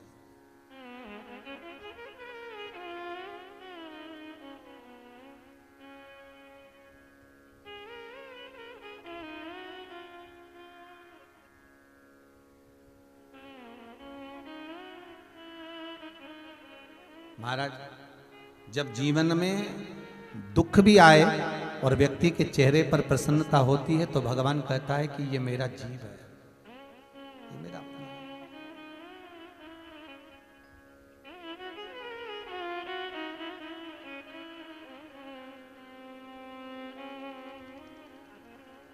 ये मेरा अपना है, और ये मेरा अपना मेरे ही शरीर से बना है, मेरे द्वारा ही निर्मित किया गया है। आज ब्रह्मा की सृष्टि पर, निर्मित सृष्टि पर भगवान नारायण हंसे तो किन्नर का रूप लेना पड़ा, किन्नर भगवान को बनना पड़ा। फिर ब्रह्मदेव से कहा आप पुरुष अलग बनाओ, स्त्री अलग बनाओ। फिर ब्रह्मा जी ने एक जंघा से मनु, दूसरी जंघा से शत्रुपा को उत्पन्न किया। शंकर भगवान ने जो अर्धनारीश्वर स्वरूप का दर्शन दिया था, इसलिए हमारे यहाँ शिव महापुराण की कथा कहती है कि घर के अंदर अर्धनारीश्वर भगवान का फोटो नहीं होता। अर्धनारीश्वर भगवान का चित्र का अगर दर्शन करना है तो वो मंदिर में लगे तो अच्छा रहेगा। मंदिर में हो, आश्रम में हो, कहीं तीर्थ में हो, चल जाएगा, पर घर के अंदर अर्धनारीश्वर स्वरूप का दर्शन नहीं होता। अर्धनारीश्वर स्वरूप का दर्शन घर के भीतर नहीं। हाँ, तीर्थ में हो, आश्रम में हो, मंदिर में हो, वो दर्शन करो, मना नहीं, पर घर के अंदर अर्धनारीश्वर स्वरूप का दर्शन नहीं होना चाहिए। एक आपसे पहले भी निवेदन करा, घर के अंदर कोई भी मूर्ति पोली नहीं होना चाहिए। कोई भी मूर्ति हमारे घर में पोली ना हो। मूर्ति अगर घर के अंदर पोली होती है तो आप घर में 10 लोग भी कमा रहे हैं तो भी घर में पैसा टिकता नहीं है। 1 रुपए कमाओगे, 1.25 रुपए खर्च चलेगा, पैसा हाथ में दिखेगा नहीं, क्योंकि वो मूर्ति जो घर में पोली होती है, जिसकी पूजन होती है, तो वो घर को पोला कर कर रखती है। मूर्ति घर के अंदर ठोस।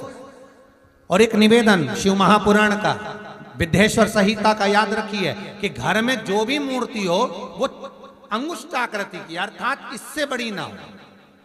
इससे बड़ी जब मूर्ति जो होती है उसको मंदिर जैसी पूजन की जरूरत पड़ने लगती है। जितनी छोटी होगी उतना सुख देगी, उतना आनंद। और आज के जमाने में एक नया फैशन चल गया महाराज, जो सास ससुर के हाथ के छोटे छोटे ठाकुर जी हैं वो लोगों को सुहाते नहीं है। हम तो वृंदावन जाएंगे नए लेकर आएंगे, हम तो वहां जाएंगे तो नए शिवलिंग लेकर आएंगे, हम तो वहां जाएंगे तो नई मूर्ति लेकर। नहीं नहीं नहीं, जो आपके घर में पुराना है, छोटा है, उसकी सेवा आप प्रेम से करो, बहुत अलमस्तता से करो, बहुत आनंद में करो। वो आपको सुख देगा, वो आपको आनंद देगा।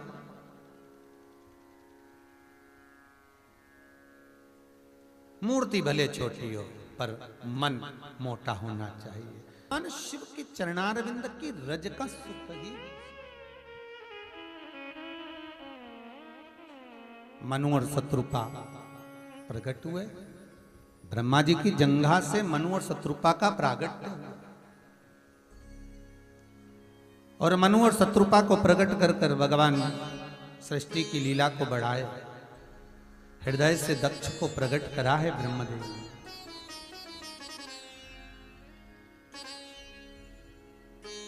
और हृदय से दक्ष जब प्रकट हो गए, मनु शत्रुपा का प्रागट्य हो गया, समय आया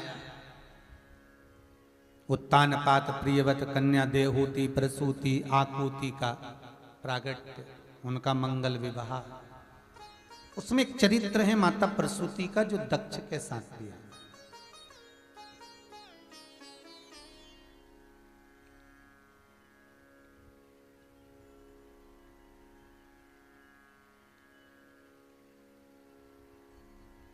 माता प्रसूति दक्ष प्रजापति के साथ में मंगल विवाह हुआ है। कई कन्याओं का जन्म इनके घर में हुआ, कई बेटियां।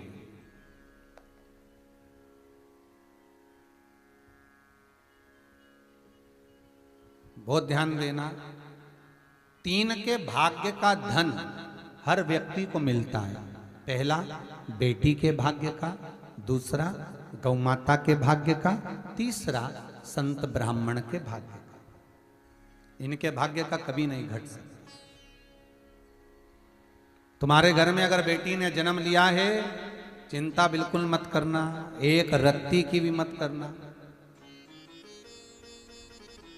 गुरुजी कैसे होगा, कहाँ लड़का मिलेगा, कहाँ ब्याह होगा, कैसा होगा, लड़की के लिए हम अच्छा घर देख रहे हैं, भाग्य कैसा। तुम खूब अच्छा देखो, पर जो ललाट में लिखा है उसे कोई टाल सका है? एक सेठ जी से एक सेठानी रोज कहती थी, तुम दुनिया भर में इतने भंडारे चलाते, खूब दान करते, पुण्य करते, सत्कर्म करते, तुम्हारी लड़की खुद दुखी, उसको क्यों नहीं कुछ दे देते? सेठ जी बोले, नहीं देना मेरी मर्जी। अरे तुम्हारे बराबर का कोई कंजूस बाप नहीं मिलेगा ऐसा जो बेटी को जरा सा कुछ नहीं दे सकता। क्यों नहीं दो? उसकी किस्मत में ही नहीं लिखा तो काय को दो? पत्नी बोली, तुम क्या क्या ज्योतिष आचार्य हो, किसी की किस्मत बता दोगे? आता जाता कछु नहीं। और क्या नहीं, तुमने क्या देख लिया मेरी बेटी में जो उसका भाग्य में नहीं है? बस नहीं है उसके भाग्य में तो नहीं देना, नहीं दूंगा। अब तो तुम नहीं दोगे तो क्या हुआ? क्या मैं नहीं दे सकती? दे दे, तू दे। और आज माँ ने अपने बेटी को फोन कर कर कह दिया, सूचना दे दी कि बेटी तू आ भोजन करने। मम्मी मैं तो समय नहीं है, तुम्हारे दामाद को भेज दूंगी। दामाद को भेज दे। और माँ ने क्या करा, तिल्ली के लड्डू बनवाए संक्रांति पे, और लड्डू बना के उसमें सोने के सिक्के फंसा दिए लड्डू के अंदर, और वो डब्बा दे दिया दामाद को खाना खिला के कि बेटा ये बेटी को दे देना, वो उसको दे देना। दामाद चला तो उसके मन में आया रास्ते में कि बच्चों की ट्यूशन की फीस और स्कूल की फीस जमा करना, पैसा है नहीं, लड्डू खाएंगे बाद में भ्रष्टा में जाएगा, क्या मतलब, एक काम करता हूँ लड्डू हलवाई के यहाँ भेज जाता। 500 रुपये में डब्बा भेज गया वो मिठाई का, 500 रुपये ले गया। उधर से सेठ जी आ रहे थे कहीं दूसरे गांव से, तो सेठ जी ने विचार करा कि आज मेरी पत्नी का जन्मदिन है, उसको लड्डू बहुत अच्छे लगते तिल्ली के, क्यों ना बाजार से खरीद के ले जाऊं। हलवाई के यहाँ गया, लड्डू दे दो, ताजे ताजे देना, लो ये डब्बा पकड़ो। 700 रुपये लड्डू के ले लिए, वो डब्बा वापिस लेकर चले गए। पत्नी को जैसे ही लड्डू खिलाए तो उसमें सोने की गिन्नी निकली। पत्नी बोली, तुम्हें लड्डू कहाँ से मिले? तो क्या हलवाई की दुकान से। तो क्या इसमें सोने की गिन्नी आए? फोड़ के देखे। पत्नी माथा ठोक कर बोली, तुम बिल्कुल सत्य कह रहे थे कि भाग्य में होता तो अच्छा घर देखकर लड़की ब्याही थी, अच्छा परिवार देखकर बेटी ब्याही थी, सारा सुख देखकर बेटी ब्याही थी। ऐसा कोई ठाट बाट नहीं देखा बेटी की विदाई में, ब्याह में, कि जो उसका सुख नहीं हो। ढेरों जमीन, बंगला, गाड़ी, संपदा सब था, पर भाग्य में लिखा होगा सुख तो सुख भोगोगे, और भाग्य में लिखा होगा दुख तो दुनिया भर का लोग कितना भी सुख दे देगा तो भी सुख नहीं भोगोगे, तो भी सुख नहीं भोग पाए। संत श्री गुरुदेव नानक जी महाराज जी से उनके शिष्य ने कहा, गुरु नानक देव जी से कहा। गुरुवर, आप कहते हो कि हर दाने दाने पर खाने वाले का नाम लिखा है। हाँ बिल्कुल लिखा है। बताओ ये मक्का जो पड़ी हुई है, इस मक्का में किस किस का नाम लिखा है? नानक जी बोले मेरी परीक्षा ले रहा है तू? नहीं नहीं बताओ तो सर, आप ही कहते हो हर दाने पर खाने वाले का नाम लिखा है। तो ये एक मक्का है, इस पे किसका नाम है? तो नानक देव जी बोले इस पे एक मुर्गी का नाम है। अच्छा, और नानक जी के सामने ही वो दाना चेला खा गया। लो, हमने तो तुम्हारा नियम पलट दिया। तुम बोल रहे थे मुर्गी का दाना है, हम खा गए। अब नानक देव जी बोले अब खा गए तो क्या हुआ? जैसे ये खाया, दाना अटक गया। अब वो मक्का का एक दाना जो गले में अटका तो ये खौं खौं करे।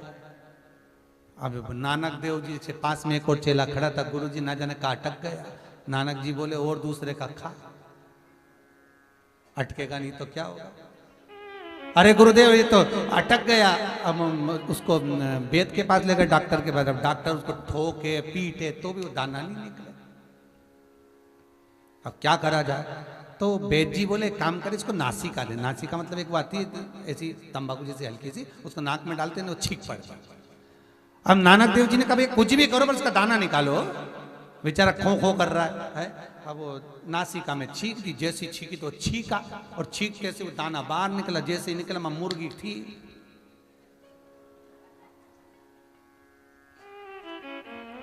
नानक देव जी बोले देख ले, उसके हिस्से का था, तू खा गया तो अटक गया।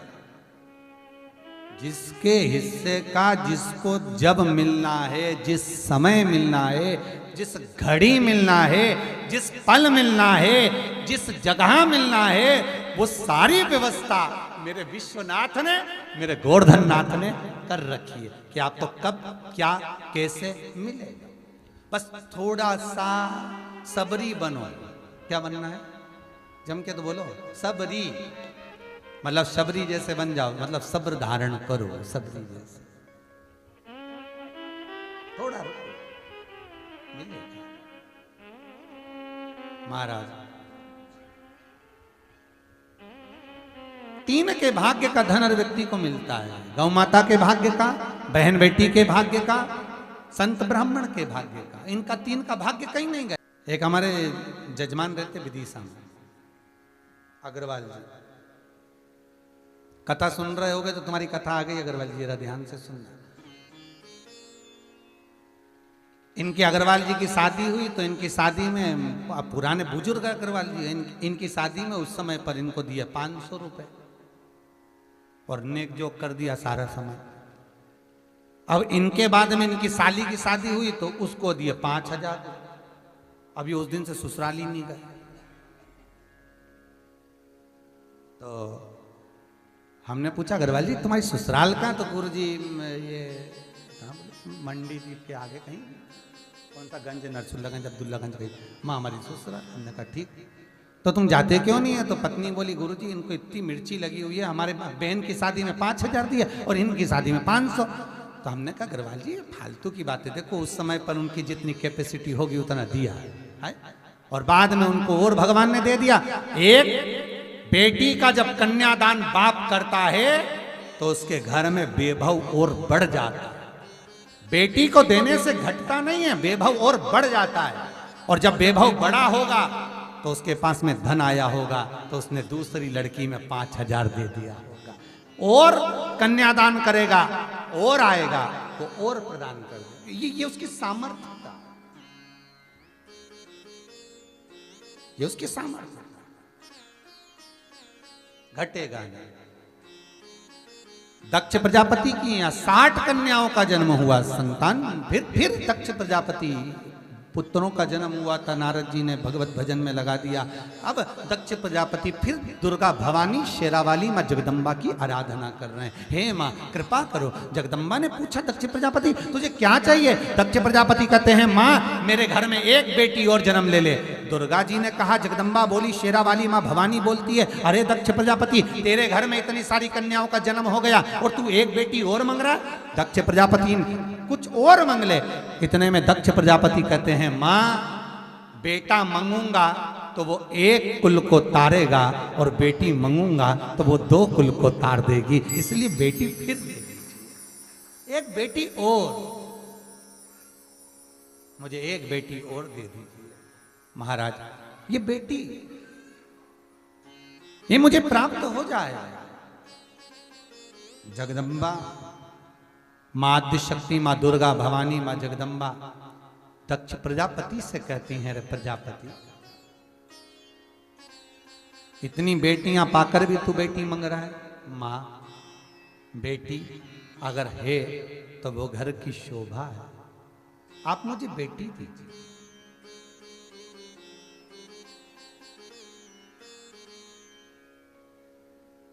मुझे बेटी दे दो बस।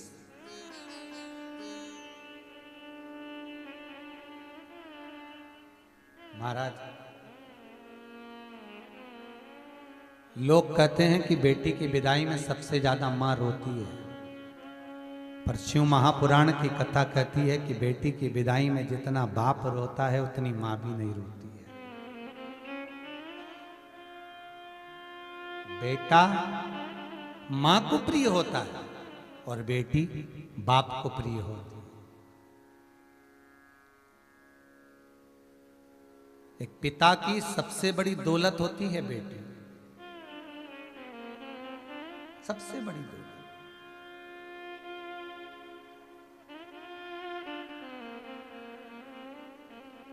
बेटी बाप की एक जायदाद है। लोग भले कहते हैं कि बेटी की विदाई में मां रोती है, पर शिव महापुराण कहती है कि जब पार्वती जी विदा हुई थी तो हिमालय राज पत्थर भी रो दिया था। हिमालय राज, ये मेरी बेटी है।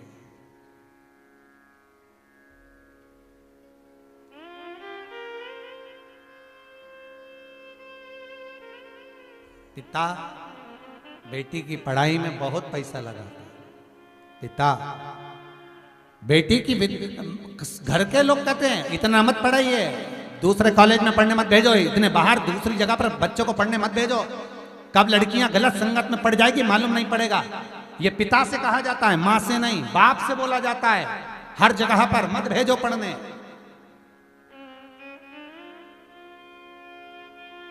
पर बाप का विश्वास है बेटी, एक पिता की शान है बेटी, एक पिता की जायदाद है बेटी, एक पिता की दौलत है बेटी। बेटी पर विश्वास कर कर बाप कहता है, लाडो तू पढ़ने जा रही है, मैं तुझे इंदौर भेज रहा हूं, मैं तुझे पूना भेज रहा हूं, मैं तुझे मुंबई, मैं तुझे भोपाल, मैं तुझे कहां पढ़ने भेज रहा हूं, मैं तुझे भेज रहा हूं पापा, पर फीस बहुत ज्यादा है। तू क्यों चिंता करती है? रात दिन कमाता है बाप, सुबह 8 बजे दुकान खोलकर बैठता है, रात को 10 बजे तक बंद नहीं करता। दुनिया के लोग कहते कंजूसड़ा है, क्या करेगा इतना कमाकर। पर उस बाप से पूछो कि मुझे बेटी को पढ़ाना है, घर में 2 बेटी 3 बेटी 4 बेटियां हैं मेरी, मेरे को पढ़ाना है और उनका विवाह करना है। 11 बजे तक आता है, भूखा रह जाता है बाप, पर बेटी को पढ़ाता है, अच्छे कॉलेज अच्छा स्कूल तक पहुंचाता है। बेटी अच्छी जगह पहुंच जाती है, पर बाप से बेटी का विश्वास, पिता का जो विश्वास है बेटी, पिता बेटी से कुछ नहीं चाहता, बस इतना चाहता है कि एक बार मेरे हाथों से कन्यादान जरूर करवा लेना। उसने अपनी सारी दौलत लगा दी, जायदाद लगा दी, संपदा लगा दी, उसने अपना पूरा वैभव लगा दिया, अपना जवानी उस बाप ने बेटी के पढ़ाई में लगा दी, बर्बाद कर दिया, समय अपना कमा कमा कर बेटी की पढ़ाई में लगा दी। बस एक बाप की दिली इच्छा होती है कि वो बेटी का कन्यादान करे, और बेटी से निवेदन है तू अपने पिता के विश्वास को तोड़ना मती। अगर तेरे सर्विस लाइफ में, अगर तेरे स्कूल लाइफ में, अगर तेरे कॉलेज लाइफ में कोई मिल भी गया तो निवेदन है उस बाप का मुख सामने जरूर देख लेना कि मेरे पिता ने कहा है कि उस पिता का विश्वास ना टूटे। मेरा बाबुल अगर सत्यवान के साथ सावित्री का विवाह हुआ था तो पिता को बाद में मालूम पड़ा कि तेरे पति की उम्र कम है, तो सावित्री कहती है पिता अगर तूने कन्यादान करा है किसको मालूम कौन कम मर जाए। ये तो मालूम पड़ गया सावित्री को, सावित्री के पिता को कि ये मरने वाला है सत्यवान। तो पिता तू चिंता मत करना, तूने बेटी को जन्म दिया है और बेटी का कन्यादान करा है, बिल्कुल चिंता मत करना। तेरी बेटी अगर तूने कन्यादान करा है पिता तो ये बेटी अपने पति के भी प्राण यमराज से छुड़ा कर ले आएगी। और लाई वो सावित्री सत्यवान के प्राण छुड़ा कर केवल एक पिता से, एक पिता की जो विश्वास है, एक पिता का जो आनंद है, एक पिता का जो भाव है, बेटियों से निवेदन उसको तोड़ने मत देना। एक बाबुल ने अपनी संपदा लगा दी तुम्हें पढ़ाने में, एक पिता ने अपनी दौलत लगा दी तुम्हें पढ़ाने में, उसको डिगने मत देना रे। माँ बेटे को ज्यादा चाहती है और बाप बेटी को बहुत चाहता है। जब बेटी चली जाती है ना, माँ पर तो कोई बात नहीं, पर पिता पर बहुत असर पड़ता है। क्योंकि जब दुकान से आता था, जब कहीं से आता था, बेटी दौड़कर पापा पानी लाऊं क्या, अभी बेटी दौड़कर पानी लाती।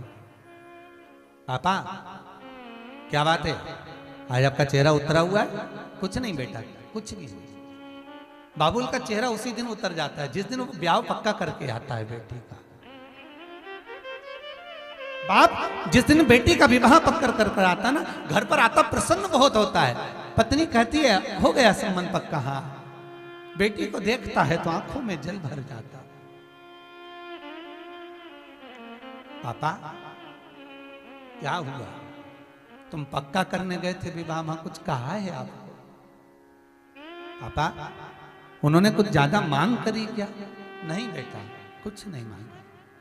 पापा फिर आपका चेहरा आज आते से उतरा क्यों है बाबा, क्या हो गया? बस बाप आंख में से आंसू बहाकर कहता है अब थोड़े दिन बचे हैं, तुझे भेजना पड़ेगा। पापा मैं बहुत पास में तो हूं ना, तो मुझे मिलने तो आ जाओगे ना? बेटी बाबू कहता है एक बार बेटी घर के दरवाजे से जो जाती है फिर उसकी प्राप्ति क्या? पापा एक बात कहूं, कुछ मांग तो नहीं करी ना? पापा नहीं बेटा कुछ नहीं मांगा। पापा एक बार गले तो लगा लो। बाप बेटी को गले लगाता है। धीरे धीरे विवाह का समय नजदीक आ जाता है। माता पूजन का समय आता है। बाप आगे आगे चलकर देवी की पूजन करता है। पेरावनी होती है, कपड़े पहनता है मंडप के। जब कन्यादान का समय आता है, जाओ कोई वस्तुएं कन्यादान की, जल्दी वो बर्तन रखे हैं लेकर आइए, वो सामान रखा है लेकर आओ। बेटी की विदाई में बाप क्या ना दे दे साहब, क्या ना दे दे। बस चेहरा छोटा है। बार बार बेटी अपने पिता को देखती है।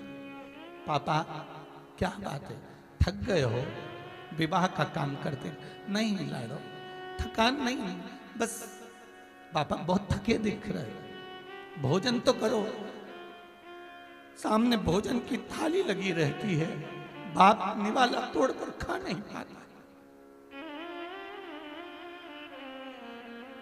निवाला उसके सामने है, पा नहीं पाता। पापा ले तो थोड़ा सा भोजन, लाडो नहीं बनता।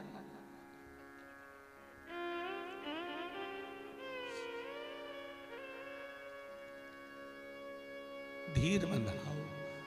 पत्नी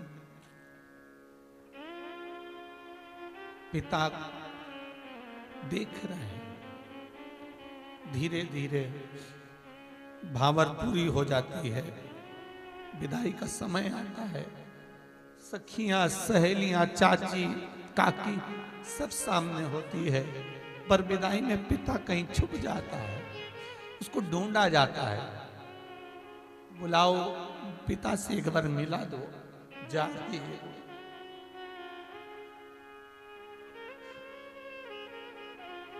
पिता को बुलाइए। बाबुल आया सामने, बेटी को देखता है, गुड़िया सी है, सुंदर वस्त्र धारण करी हुई है। पिता को याद आ जाता है जब पैदा हुई थी सबने कहा था बेटियां हो गई बहुत सारी है, 2-2 3-3 बेटियां हो गई, बेटा हो जाता, पर ये मालूम कहां। चलिए, जब चली गई घर सुना सा हो गया, सुना। अब तो दुकान से भी देरी से आता। पत्नी ने पूछा क्यों, थोड़ा जल्दी नहीं आई? बाप क्या बोले? उसको याद आती है अपनी पुत्री की, अपनी बेटी, दौलत बेटी, डिगने ना दीजिए विश्वास को। पिता को कन्यादान का मौका जरूर दे दो। पिता को कन्यादान का मौका अवश्य दे। ये दौलत फिर दूसरा ना। थोड़ा पिता क्रोधी होता है, बेटियों पर गुस्सा भी करता है, पिता शब्द अपशब्द भी कह देता है बेटियों को, पर बेटियों को पापा से प्रेम होना चाहिए। पिता बहुत क्यों थक जाता है, चिड़चिड़ा हो जाता है, दुकान व्यापार व्यवसाय इतना टेंशन उसको होता है कि वो कुछ बोल देता है, फिर भी बेटियां चाहे पिता को गले लगा ले, बाबा चाहता हूं स्नेह कर कर, भले वो गलत बोले, भले अपशब्द कहे, ताने दिखाने भी दे, तो भी बेटियों का फर्ज है उसको गले लगा। ठीक है, स्नेह। दक्ष प्रजापति कह रहे हैं माँ दुर्गा से, हे जगत जननी, हे माँ, हे भवानी माँ, मेरे को एक बेटी और दे दो। दुर्गा जी कहती हैं तेरे घर में इतनी बेटियां हो गई, क्या करेगा बेटी का, क्या करेगा? नहीं माँ, एक बेटी और दीजिए मुझे। माँ, अगर बेटी मेरे घर में आएगी तो मुझे सुख ही प्राप्त होगा। जगत जननी दुर्गा भवानी कहती है, रे दक्ष प्रजापति, तेरे लिए कहां लड़की ढूंढने जाऊंगी, बेटी ढूंढने जाऊंगी? तेरे घर में इस प्रसूति के गर्भ से ये दुर्गा भवानी सती बनकर जन्मेगी, और माँ जगदम्बा दुर्गा भवानी उस माँ प्रसूति के गर्भ से सती बनकर जन्म, सती बन।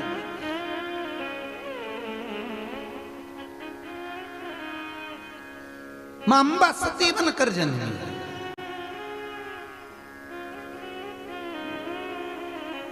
विवाह किया सती का शिव के साथ। समय आया, भोलेनाथ सती माता को लेकर कुंभज बाबा के आश्रम में गए।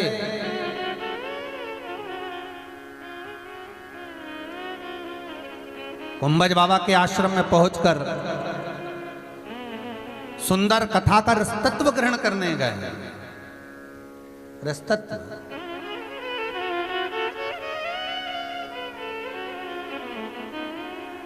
दुनिया में बहुत कम लोग होते हैं जो विवाह करने के बाद कथा में जाते हैं। शंकर और पार्वती, शंकर और सती गए थे कथा सुनने के लिए, और दूसरे यहाँ बैठे हमारे बिटले सेवा समिति के कर्मठ कार्यकर्ता पलाश जी राठौर, जो श्री रमेश चंद्र जी कौशल मार साहब की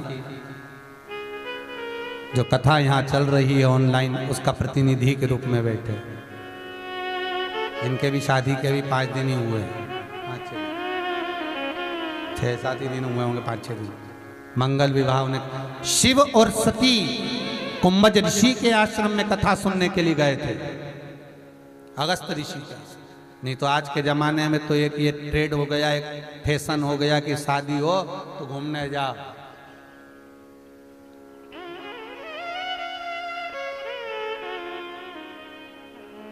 और बाबा की कृपा, विश्वनाथ भी गए सती मैया के साथ कुंभज ऋषि की यहाँ कथा सुनने के, अगस्त बाबा।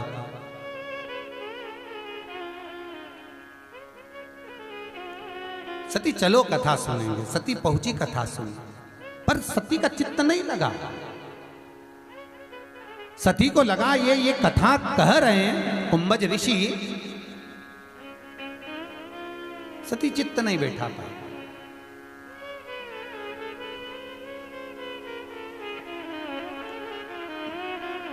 जब मन नहीं लगा कथा में सती,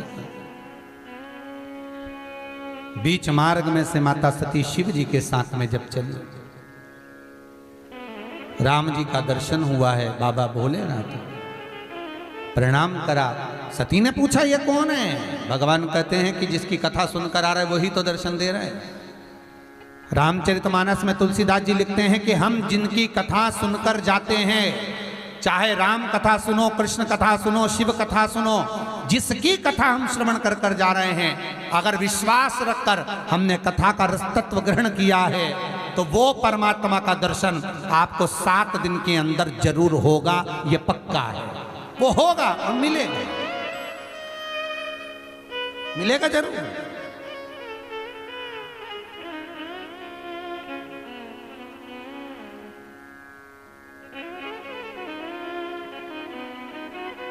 आप जिसका कथा सुन रहे हैं, मेरा आपसे भी निवेदन है, जितने लोग इस टीवी चैनल के माध्यम से, मोबाइल के माध्यम से, फेसबुक यूट्यूब के माध्यम से जितने लोग कथा सुन रहे हैं, जितने,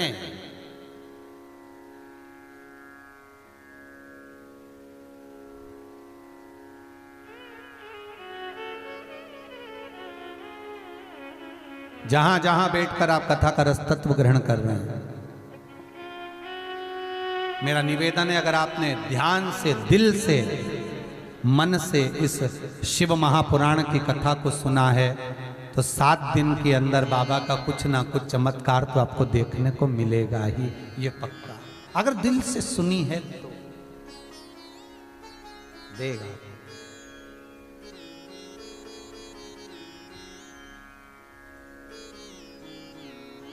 और वो कृपा जब करता है तो सुख अपने आप आ ही जाता है, अपने। भगवान बस अंतर इतना सा रहता है कि मौसम जब खराब रहता है तो ट्रेन निश्चित समय से देरी से चलती है, ठीक है, यही बोलते हैं ना स्टेशन पे, प्लेटफॉर्म पे। जब मौसम खराब रहता है, कोहरा ज्यादा रहता है, तो ट्रेन अपने निश्चित समय से देरी से चलती है। उसी तरह जब अंदर काम, लोभ, विषय, वासना, आसक्ति, तृष्णा, वासना, अहंकार ये सब भरा रहता है तो ये मन भी भगवान तक देरी से पहुंच पाता है। ट्रेन को समय पर आना है तो मौसम क्लीन होना चाहिए, क्लियर होना चाहिए। उसी तरह मन को शिव तक जाना है तो ये मन के सामने से ये धुंध हटा दीजिए, अहंकार की, काम की, लोभ की, विषय की, आसक्ति की, तृष्णा की, वासना, ये धुंध हट जाए। कई लोग कहते हैं महाराज जी हम तो खूब भजन करते हैं फिर भी हमें भगवान नहीं मिलता, हम तो खूब दान करते तो भगवान नहीं मिलता। अरे कहने से क्या होता है? 2 मित्र गए होटल पे और होटल पे जाके और कचौड़ी ने, समोसा ने, जलेबी ने, इमरती ने, भजिया ने, पकोड़ा ने, 2, 4, 8 सब मिलके खा लिया। अब तुम देखना, तुम भी गए होगे कभी 2, 4 लोगों के साथ, मित्रों के साथ गए ना होटल में, खाया। एक व्यक्ति वो होता है जो खाते ही काउंटर पे जाता है और बिल दे देता है, और बाकी के लोग यही सोचते रहते हैं अब जो उठेगा वो देगा। और फिर जब वो बिल दे देता है तब ये पूछ कर कहता है मैं दूं नहीं, तू रहने दे, मैं दे रहा हूँ।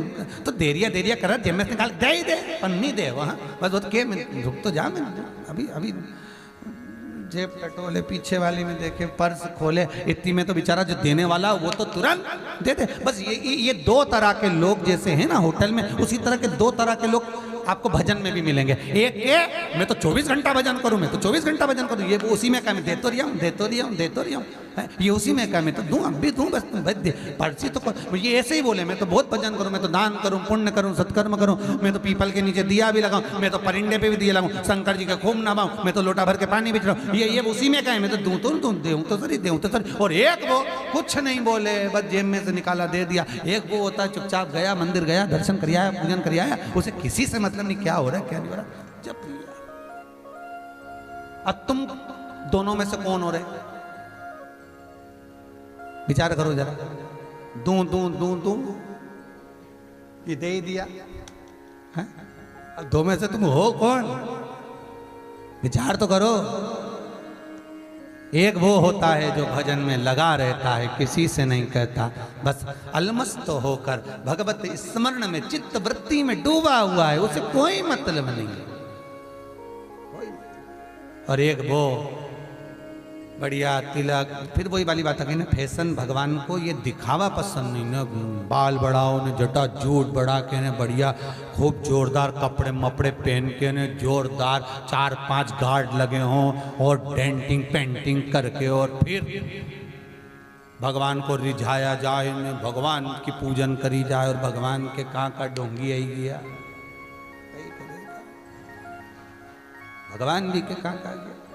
फिर वही वचन, ऐसो कोई नहीं रे, या हीरा को परखइयो राम, कोई नहीं रे, जोगी आया भोगी आया ढोंगी आया रे, और गुरु आया गांव में तो कोई नहीं रे। कौन जाने, खूब ढोंग और प्रपंच करा, छल और छिद्र करा, और कह भगवान मुझे ही मिलेगा। कहां मिलेगा भगवान, भगवान कहां मिला, भगवान शिव की कथा कह रही है, शंकर का अनुमोदन कर रहा है, शिव महापुराण कह रही है।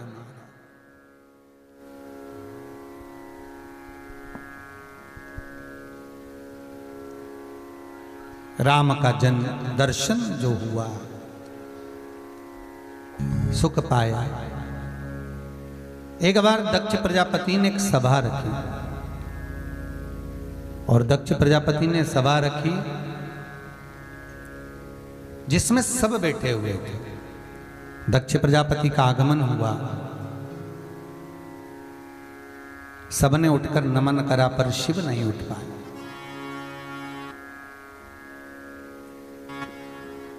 शंकर नहीं उठे।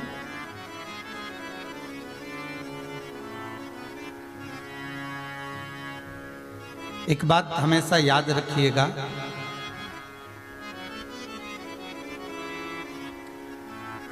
जिस देवी देवता की एक बार प्राण प्रतिष्ठा हो जाती है, जो देवी देवता एक बार विराजमान हो गए, प्रतिष्ठित हो गए, और उसमें प्राण आ गए, तो आप मंदिर को बारंबार भले 10 गुना और बढ़ाते जाओ, पर जो देवता जहां पर विराजमान है उसका स्थान बार बार नहीं बदलना चाहिए। एक बार प्राण आ गए, फिर उसके बाद में ना बदला।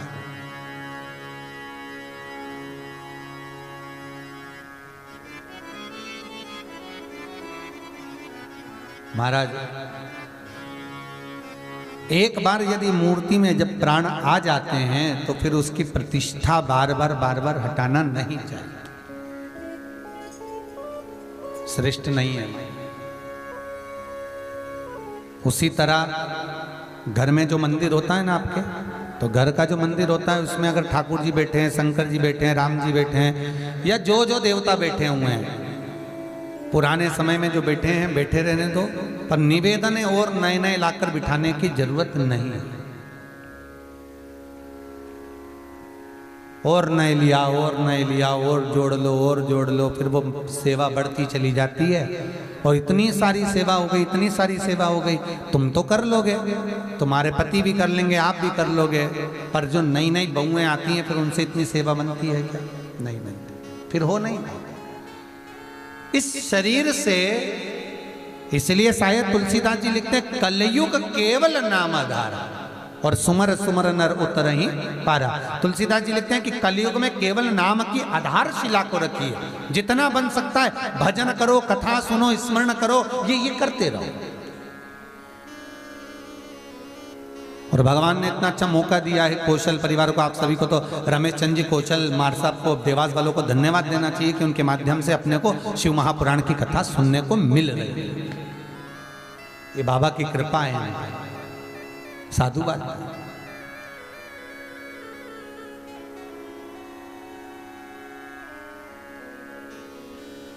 बहुत सारा, रामेश्वर जी गए तो वहाँ से लिया है, जगन्नाथ जी गए तो वहाँ से लिया है, बद्रीनाथ जी गए तो वहाँ से लिया है, द्वारका जी गए वहाँ से लिया है, कहीं गए वहाँ से लिया। इतने सारे देवी देवता घर के मंदिर में, इतने सारे, फिर मालूम पड़े उनकी सेवा सही तरह से ना हो तो मन तो दुखता है ना। कोई अतिथि को तुम्हारे घर में आया और उसका सम्मान नहीं करो तो फिर मन दुखेगा ना। इसलिए एक काम करो कि भगवान का दर्शन तो खूब दिल से करो। बद्रीनाथ गए हो तो दर्शन दिल से करो, द्वारका जी गए हो तो दर्शन दिल से करो, रामेश्वर गए हो दर्शन दिल से करो, जगन्नाथ गए हो दर्शन दिल से करो।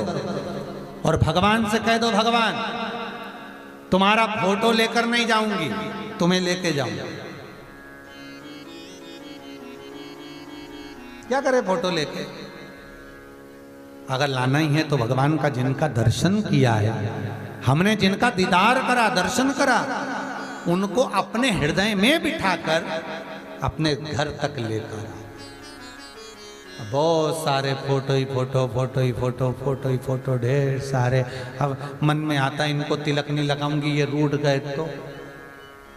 बहुत सारे ऐसे लोग हैं जो पूजन करते समय ऐसा मन में आ जाता है, अगर मान लो देवी जी को नहीं लगाया, और काली जी को नहीं लगाया, ठाकुर जी को नहीं लगाया, पितर देवता को नहीं लगाया, चरण चौकी को नहीं लगाया, शंख को नहीं लगाया, घंटी को नहीं लगाया, तो बेचारी वो अम्मा सुबह से बैठी तिलक ही तिलक लगा के आधी तो हार गई। लगाया गया और उठ के खड़ी हुई, इतनी देर में याद आया वो अलमारी पे फोटो चिपका, उसको तो लगाई नहीं, फिर उठी, फिर अलमारी पे जो फोटो चिपका था उसको भी लगाया। फिर मालूम पड़े उठ के जा रही थी रसोई घर में तो हाल में भी एक फोटो था, इनको तो लगाया ही नहीं, अब वो भी रह गए। सही है।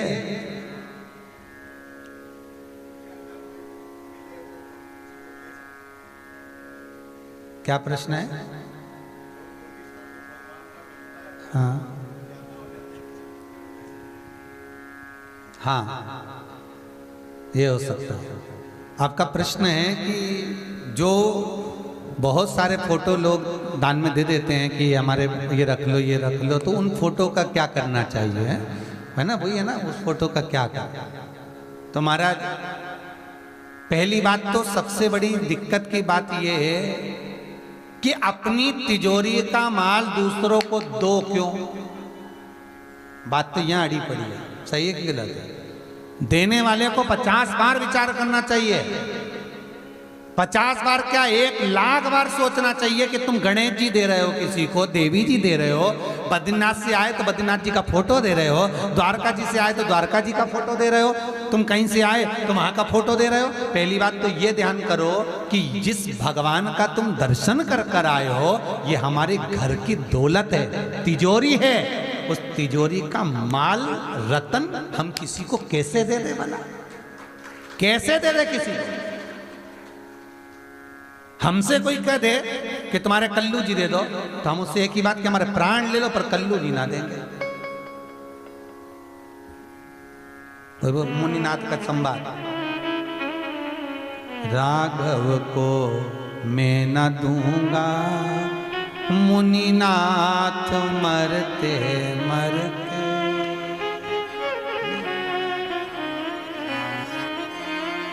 राघव को मैं न दूंगा। विश्वामित्र जी सामने खड़े हैं, मांग रहे राम दो, लक्ष्मण दो, दशरथ जी मना। कैसे दे दें भाई? सबसे पहला प्रश्न तो ये उठता है कि हमें हमारे हिंदू धर्म के देवता जो हम जिनकी पूजन कर रहे हैं, जिनका भजन कर रहे हैं, कीर्तन कर रहे हैं, स्मरण कर रहे हैं, उनका फोटो कहीं मत दो, कहीं मत दो। और दूसरा, यदि आपको किसी ने दे दिया है और किसी को जरूरत है उसके घर में लगाने के लिए तो दे दो, नहीं तो उनको एक लाल वस्त्र में रखकर अपने घर में संभाल के रखो, जब जरूरत पड़े तब किसी को खुद मांगे तो दो। और फोटो अगर खंडित हो गया है, मान लो चित्रपट खंडित हो गया, कोई मूर्ति का चित्रपट खंडित हो गया, तो उसका फिर विसर्जन करो।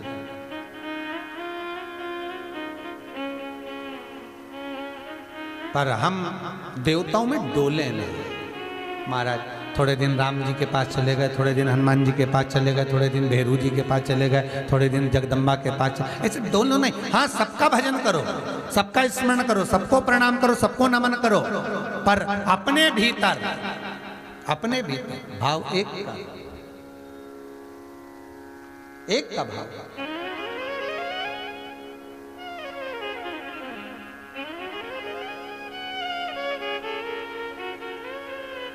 दुनिया के लोग भगवान का फोटो छब्बा छब्बा के इतना बढ़वा देते हैं। हमारा निवेदन, अपनी अपनी लुगाई का फोटो छब्बा के क्यों नहीं बढ़वा रहे?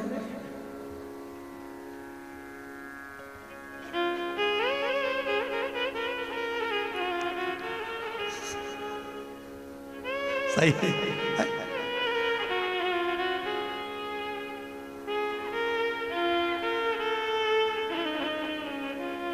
कैलेंडर छपवाए हैं, बढ़वा दो। ले गए, उसकी टांगने की वो खूंटी टूट गई, बाद में पीपल के पेड़ के नीचे पड़ा है, बड़ के पेड़ के नीचे पड़ा है। गणेश जी छपाए पत्रिका में, रोडों पर पड़े हैं, शादी खत्म, पत्रिका वो पड़ी। कई लोग तो झाड़ू से कचरा भर रहा है पत्रिका में, झाड़ के उसमें गणेश जी बने।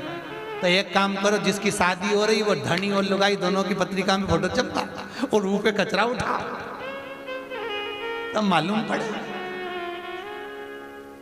ये हल्के में मत ले रे भगवान को, फिर निवेदन है। और भोलेनाथ जी के तो बिल्कुल मत लेना, बिल्कुल। शंकर जितना भोला उतना आग का गोला, इसलिए निवेदन है शंकर को तो हल्के में मत लेना। और शंकर के जितने भगत हैं इनको भी हल्के में मत लो। एक आध बार भगवान ने भेज दिया ना नंदी श्रृंगी भृंगी को, तो 14 दिन नहीं सो पाएगी, एक ही आंख वाला दिखेगा। सुनते से लाइट चली गई, देख इतना ही वो होता।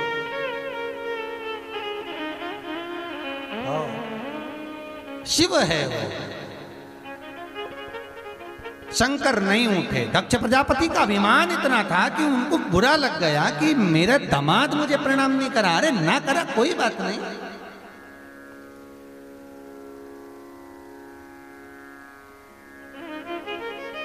अरे लोगों के मन में ये भ्रांति बहुत बड़ी है, खुद का लड़का खुद को प्रणाम नहीं कर रहा, और काका ताऊ को ये लगता है कि हम किसी के यहाँ जाएं तो उनके लड़के हमें प्रणाम करें। तो पहले ये बताओ, तुम्हारी औलाद ने तुम्हें करा? जब तुम्हारी औलाद तुम्हें प्रणाम नहीं कर रही, तुम्हारे मुंह से शब्द नहीं निकला, तो उनके घर गए और उनके बच्चों ने प्रणाम नहीं करा, तो तुरंत कह दिया बताओ हम तुम्हारा गए, हमारा तो सम्मान नहीं करा। क्या सम्मान नहीं करा? बेचारी ने चाय पिलाई, रबड़ी खिलाई है, और केरई पूड़ी बना दूं, सब्जी बना दूं, भजिया बना दूं, पकौड़ा बना दूं, और बोलो जो बना दूं, और उनके बच्चों ने प्रणाम नहीं करा, तो वो दिख गया कि बच्चों ने प्रणाम नहीं करा। नहीं करा, भूल गए, बच्चे हैं, छोटे हैं, जान दो, ठीक है। एक पति पत्नी ने अपने बच्चे से कहा, सुन शाम को गुरुजी आएंगे, प्रणाम करना। हो बच्चा तैयार हो गया, शाम को गुरुजी आए, तो पापा ने कहा चल प्रणाम करनी करूं। अरे गुरुजी प्रणाम करनी करना। पिताजी ने 2 धर के दिया, गुरुजी प्रणाम नहीं कर। बच्चा रोने लगा। मम्मी ने कहा बेटा प्रणाम कर ले, गुरुजी नहीं कर। मम्मी ने भी 2 दिया, धर ले, रोने लगा। गुरुजी पूछे काहे को मार रहे हो उसको, प्रणाम नहीं कर रहा। तो गुरुजी बोले नहीं कर रहा तो मत करना, तो तुम दोनों तो करो। और जैसे ही माता पिता ने झुक के प्रणाम करा कि बच्चे ने साष्टांग दंडवत कर लिया, क्योंकि हम सुधरेंगे युग सुधरेगा, हम बदलेंगे युग बदलेगा। अब अपन तो अपने आप को बदल नहीं रहे हो कि छोरा छोरी झुक ले। तुम कितने झुके? तुम झुकोगे तो झुके। अगर तुम भेरू तो वो डबल भेरू, नहीं झुकेगा। इसलिए निवेदन है महाराज, शिव खड़े नहीं हुए, देख नहीं पाए। दक्ष प्रजापति को क्रोध आ गया, ए शंकर मैं तुम्हें श्राप देता हूं कि तुम शमशान में निवास करोगे। शंकर भगवान को श्राप लगा नंदी को क्रोध आया। शंकर जी ने कहा नीचे बैठ जा नंदी। नंदी के तुम्हें श्राप दिया शमशान में रहने का। शंकर भगवान बोले ससुर किसका है? कि हमारा। और हमारा ससुर हमारी कभी बुराई नहीं देख सकता और हमारे लिए कभी बुरा नहीं सोच सकता। हमारे ससुर ने जो सोचा सब अच्छा सोचा। ससुर जी को मालूम था शंकर को अगर प्लाट दिलाएंगे तो ऐसी जगह दिलाएंगे जहां कोई कब्जा ही नहीं करेगा, इसलिए उन्होंने कहा तो शमशान में ही रहेगा। और शमशान में कौन कब्जा करेगा? क्योंकि भोला आदमी बेचारा सीधा साधा, उसको कहीं मकान दिला दो, प्लाट दिखा दो, दूसरा कब्जा कर ले तो शंकर जी के लिए ससुर जी ने अच्छा सोचा, ए शिव मैं तुझे श्राप देता हूं कि तू शमशान में निवास करेगा। शंकर भगवान बोले इतना बढ़िया श्राप कहीं नहीं मिलेगा, मेरे ससुर ने प्लाट भी दिलाया तो ऐसी जगह दिलाया जहां कोई कब्जा ही नहीं करेगा। बैठे भोलेनाथ अलमस्त। आप में से कितने लोग हैं जिनके घर में शमशानों में लोगों ने कब्जा कर लिया? जाते कौन करेगा? अलमस्त है। कोई ने अगर कुछ बोल भी दिया तो शंकर जी ने उसमें कुछ अच्छा ही ढूंढ लिया।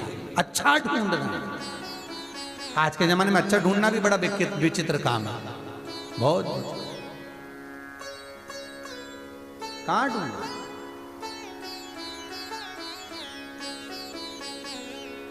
ढूंढ शिव शमशान में है। चले गए, यज्ञ रखा, दक्ष प्रजापति ने सबको बुलाया, शिव को नहीं। जो सम्मान ही नहीं करे तो उसको क्या बुलाया? नहीं।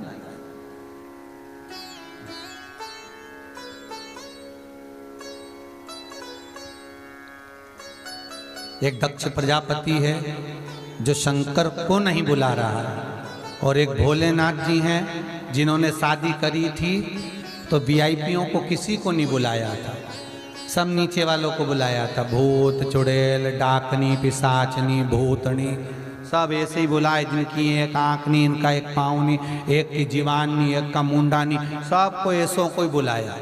तो भगवान विष्णु ने पूछा तुम्हें शादी में अच्छे अच्छों को बुलाना था? तो कि जब अच्छे लोगों की होती है तो अच्छे को बुलाया जाता है, अभी तो हमारी है, अगर हमारी शादी में ये नहीं आएंगे तो इनको कौन बुलाएगा? इसीलिए घरों में जब शादी होती है तो लोग पत्रिका हमेशा गणेश जी के पास पहुंचाते, शंकर जी के पास कोई नहीं पहुंचाता, क्योंकि एक आध को लेके आ गए तो मान लो शंकर जी ने कहा पत्रिका आई है तैयार हो जाओ रे डाकनी पिशाचनी भूत चुड़ैल, और जैसे ही भूत चुड़ैल आए और एक दो के शरीर में भरा है और वो यूं घूमे तो क्या बता दूल्हा की अम्मा की कहीं होगी? यार ये तो एची घूमे, इसको क्या हो गया? तो मालूम पड़े कि शंकर जी की बारात आई। अब जो आए रिसेप्शन, अवश्य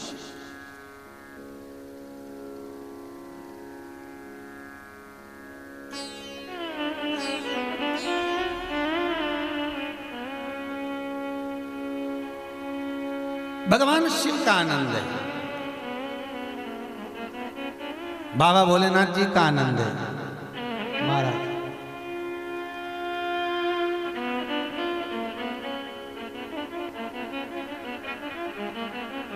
जब शिव जी को नहीं बुलाया, सब आए, सती मैया विनती कर कर आई, पहुंची, आदर नहीं मिला, सम्मान नहीं। यज्ञ की अग्नि में सती माता कूद कर भस्म हो गई, पूरे यज्ञ को विध्वंस कर दिया गया पूरा।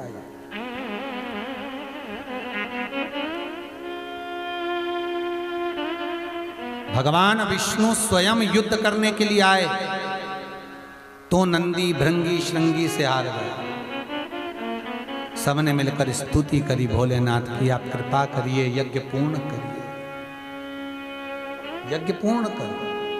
आज भी नियम है महाराज, आप कोई बहुत बड़ा काम करने जा रहे हो, बहुत बड़ा यज्ञ अनुष्ठान विवाह शादी आदि आदि फंक्शन करने जा रहे हो, 4 दिन 8 दिन के लिए आप घर से बाहर जा रहे हो और आपको लगता है कि घर में ताला कैसे लगाएं, तो निवेदन है एक तांबे के कलश में जल भर लीजिए और जल भरकर उसमें थोड़ी सी काली तिल डाल दीजिए, भूतेश्वर शिव का नाम लेकर। कौन से शिव का? भूतेश्वर, शमशानवासी भूतेश्वर शिव का नाम लेकर काली तिल डाल दीजिए, कलश को प्लेट से ढक दीजिए, घर के किसी भी भाग में उसको रख दीजिए, उसके बाद आप चले जाए। किसी की सामर्थ्यता नहीं है कि उस घर में कोई पांव रखे, किसी की सामर्थ्यता नहीं है। और अगर कोई भूले से पांव भी रख दिया तो 22 दिन या 21 दिन के अंदर उसको, जैसे लोगों को हवा आती है, बस उसको चक्कर आना चालू हो, बाल खोल खोल के घुमा मिलेगा।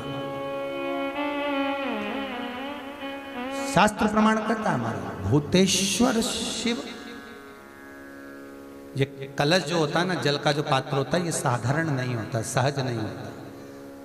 महाराज आप सबको मालूम होगा कि एक बार भगवान राम जी महाराज को, लक्ष्मण को, लंकाधिपति रावण जो था, उस लंकाधिपति रावण ने देखा कि मेरी सेना जब हारने लगी, मेरी सेना जब हार रही है, तो लंकाधिपति रावण ने अहिरावण को बुलाया, मायावी अहिरावण, और अहिरावण को बुलाकर कहा, भाई अहिरावण, मेरी सेना हार रही है, तू ऐसा करके सबको चपत कर दे। अहिरावण ने ऐसा चाल चला कि सबको बेहोश कर दिया, सबको मूर्छा दे दी अहिरावण ने, और राम और लक्ष्मण को उठाकर अहिरावण पताल में ले गया। यह अहिरावण देवी की आराधना करता था, और वो भी जगदम्बा काली की आराधना। रावण शिव की आराधना करता था, विभीषण नारायण की आराधना करता था, और अहिरावण जगदम्बा की आराधना करता था। अब अहिरावण राम और लक्ष्मण को ले जाकर पताल में छुपा दिया। चारों तरफ हाहाकार मच गई। विभीषण को लगा आखिर हुआ क्या, ये सब सो गए, बेहोशी में पड़े हुए हैं, इनको मूर्छा आ गई, क्या हुआ क्या है। तब विभीषण के पास में श्री हनुमान जी महाराज आए। केवल 2 ऐसे थे जिनको मूर्छा नहीं छाई थी, एक विभीषण और एक हनुमान, क्योंकि हनुमान शिव का अवतार, रुद्र का अवतार, शंकर का एक स्वरूप। बेहोशी नहीं छाई। हुआ क्या, विभीषण ने कहा, हनुमान बस मैं इतना सा पूछना चाहता हूं कि मेरे ऊपर तो माया चलती नहीं, पर तुम्हारे ऊपर माया नहीं चली, इसका कारण क्या। हनुमान जी ने कहा, मेरे ऊपर माया आ भी नहीं सकती, क्योंकि मैं रुद्र का अवतार हूं, शंकर का अवतार। यदि आप शंकर का अवतार हो तो उस शंकर को याद कर कर बताओ कि राम और लक्ष्मण गए कहाँ हैं। हनुमान जी महाराज ने उसी समय पर अपने इष्ट भगवान राम का स्मरण कर कर शंकर भगवान को जानने के लिए तुरंत हनुमान कहाँ पहुंचे, जहां पर जितने रावण के सैनिक मरते थे और उनका जहां अंतिम संस्कार होता था, उस शमशान में पहुंच गए हनुमान। और हनुमान जी महाराज जहां रावण के सैनिक का अंतिम संस्कार हो रहा था, उस शमशान में जहां भूतेश्वर बैठा हुआ था, मेरा भूतनाथ, मेरा भगवान भोला भंडारी बैठा हुआ था।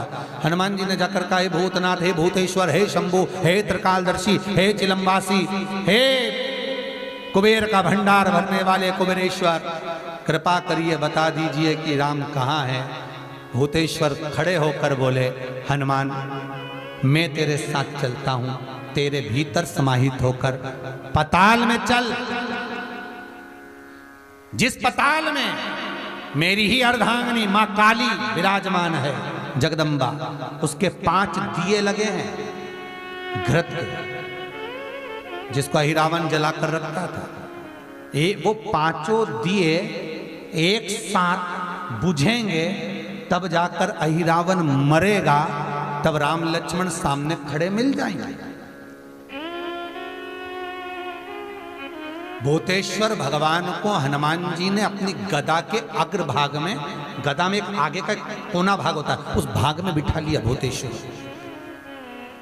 और भूतेश्वर को बिठाकर हनुमान जी महाराज पताल में चले गए। पताल में जैसे ही गए तो 5 दिए लगे हुए मिले, 5 दिए लगे मिले। अब विचार करा हनुमान ने कि इनको मैं दियों को 5, एक वहां लग रहा तो एक वहां लग रहा, एक ऊपर लग रहा तो एक सामने लग रहा, एक जगह तो पीछे लग रहा। अब ये 5 दिए चारों दिशा में और ऊपर, इनको फूंक भी मारूंगा तो एक घूम के मारूं तो एक साथ नहीं बुझे। अब करा क्या जाए इन 5 को मारने के लिए। तब भगवान शंकर गदा पर जो बैठे थे भूतेश्वर, उन्होंने कहा, हनुमान एक काम करो, तुम्हारे 5 मुंह कर लो। हनुमान जी का पंचमुखी अवतार, तुम अपने 5 मुख करो। और हनुमान जी महाराज ने अपने 5 मुख कर लिए। नरसिंह का अवतार, बरहा का अवतार, ऐसे 5 मुख हनुमान जी महाराज ने करे। गरुण अवतार, हनुमान जी ने ऐसे 5 मुख बनाए। एक ऊपर, एक उत्तर, दक्षिण, पूर्व, पश्चिम के मुख बनाकर शंकर भगवान गदा पर थे, गदा सम्मुख में रखकर भगवान शिव बोले मार फूक, और हनुमान जी ने जो फूक मारी पांचों दिए एक साथ बुझ गए। राम और लक्ष्मण सामने खड़े मिल गए, सामने खड़े।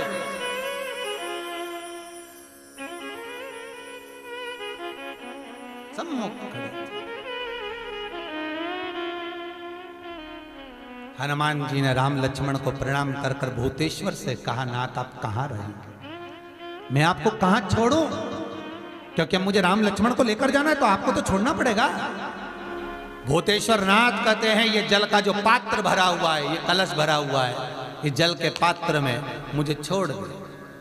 हनुमान जी महाराज जल के पात्र में जब छोड़े, जैसे ही छोड़े जल के पात्र के अंदर भूतेश्वर विराजमान हुए तो भगवान हनुमान जी ने कहा, नाथ जैसे आज आपने मेरी लाज रखी, रक्षा करी और किसी को आने नहीं दिया, विनती स्वीकार करना, आपका जल पात्र भूतेश्वर के नाम से काली तिल से जहां रखा जाए उस गृह में कोई प्रवेश ना कर पाए।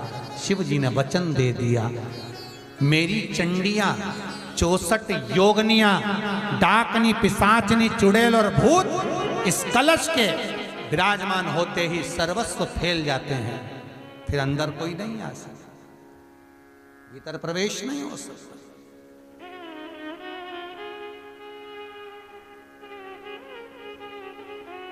भीतर प्रवेशता नहीं। आज भी नियम है महाराज, बहुत ध्यान दीजिएगा। पंचमुखी हनुमान का एक स्मरण, पंचमुखी हनुमान का एक भाव। महाराज जैसे बहुत ज्यादा तकलीफ अगर व्यक्ति को हो गई है, बहुत कष्टमय जीवन चल रहा है, हार गए हर जगह से और तकलीफमय जीवन चल रहा है, तो पंचमुखी हनुमान का एक शिव महापुराण का और स्कंद पुराण का एक बड़ा सुंदर मंत्र है। उस मंत्र को आप सब एक बार हमारे साथ में बोलें। ओम नमो हनुमते रुद्र अवताराय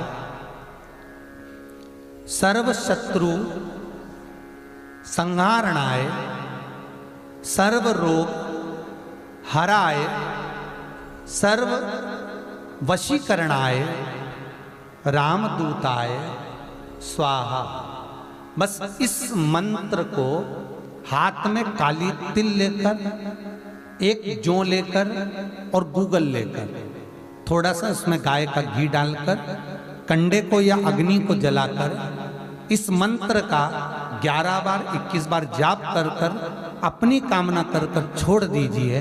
कैसा भी रोग हो, बीमारी हो, कष्ट हो, दुख हो, तकलीफ हो, 21 दिन के अंदर वो आनंद आना प्रारंभ कर देता है महाराज। इस मंत्र, स्कंद पुराण का, शिव महापुराण का ये मंत्र मूल पंचमुखी हनुमान सुख देंगे। और एक और चीज याद रखिए महाराज, यदि कोई काम के लिए जा रहे हो, कोई व्यापार के लिए जा रहे हो या नौकरी करने के लिए जा रहे हो और लगी नहीं रही, बहुत तकलीफ पा रहे हो, सर्विस ही नहीं लग रही, बहुत कष्टमय हो गया, तो निवेदन करूंगा 5 पीपल के पत्ते पर बेसन के 5 लड्डू घर में बने हुए, गाय के घी के 5 लड्डू रख लो।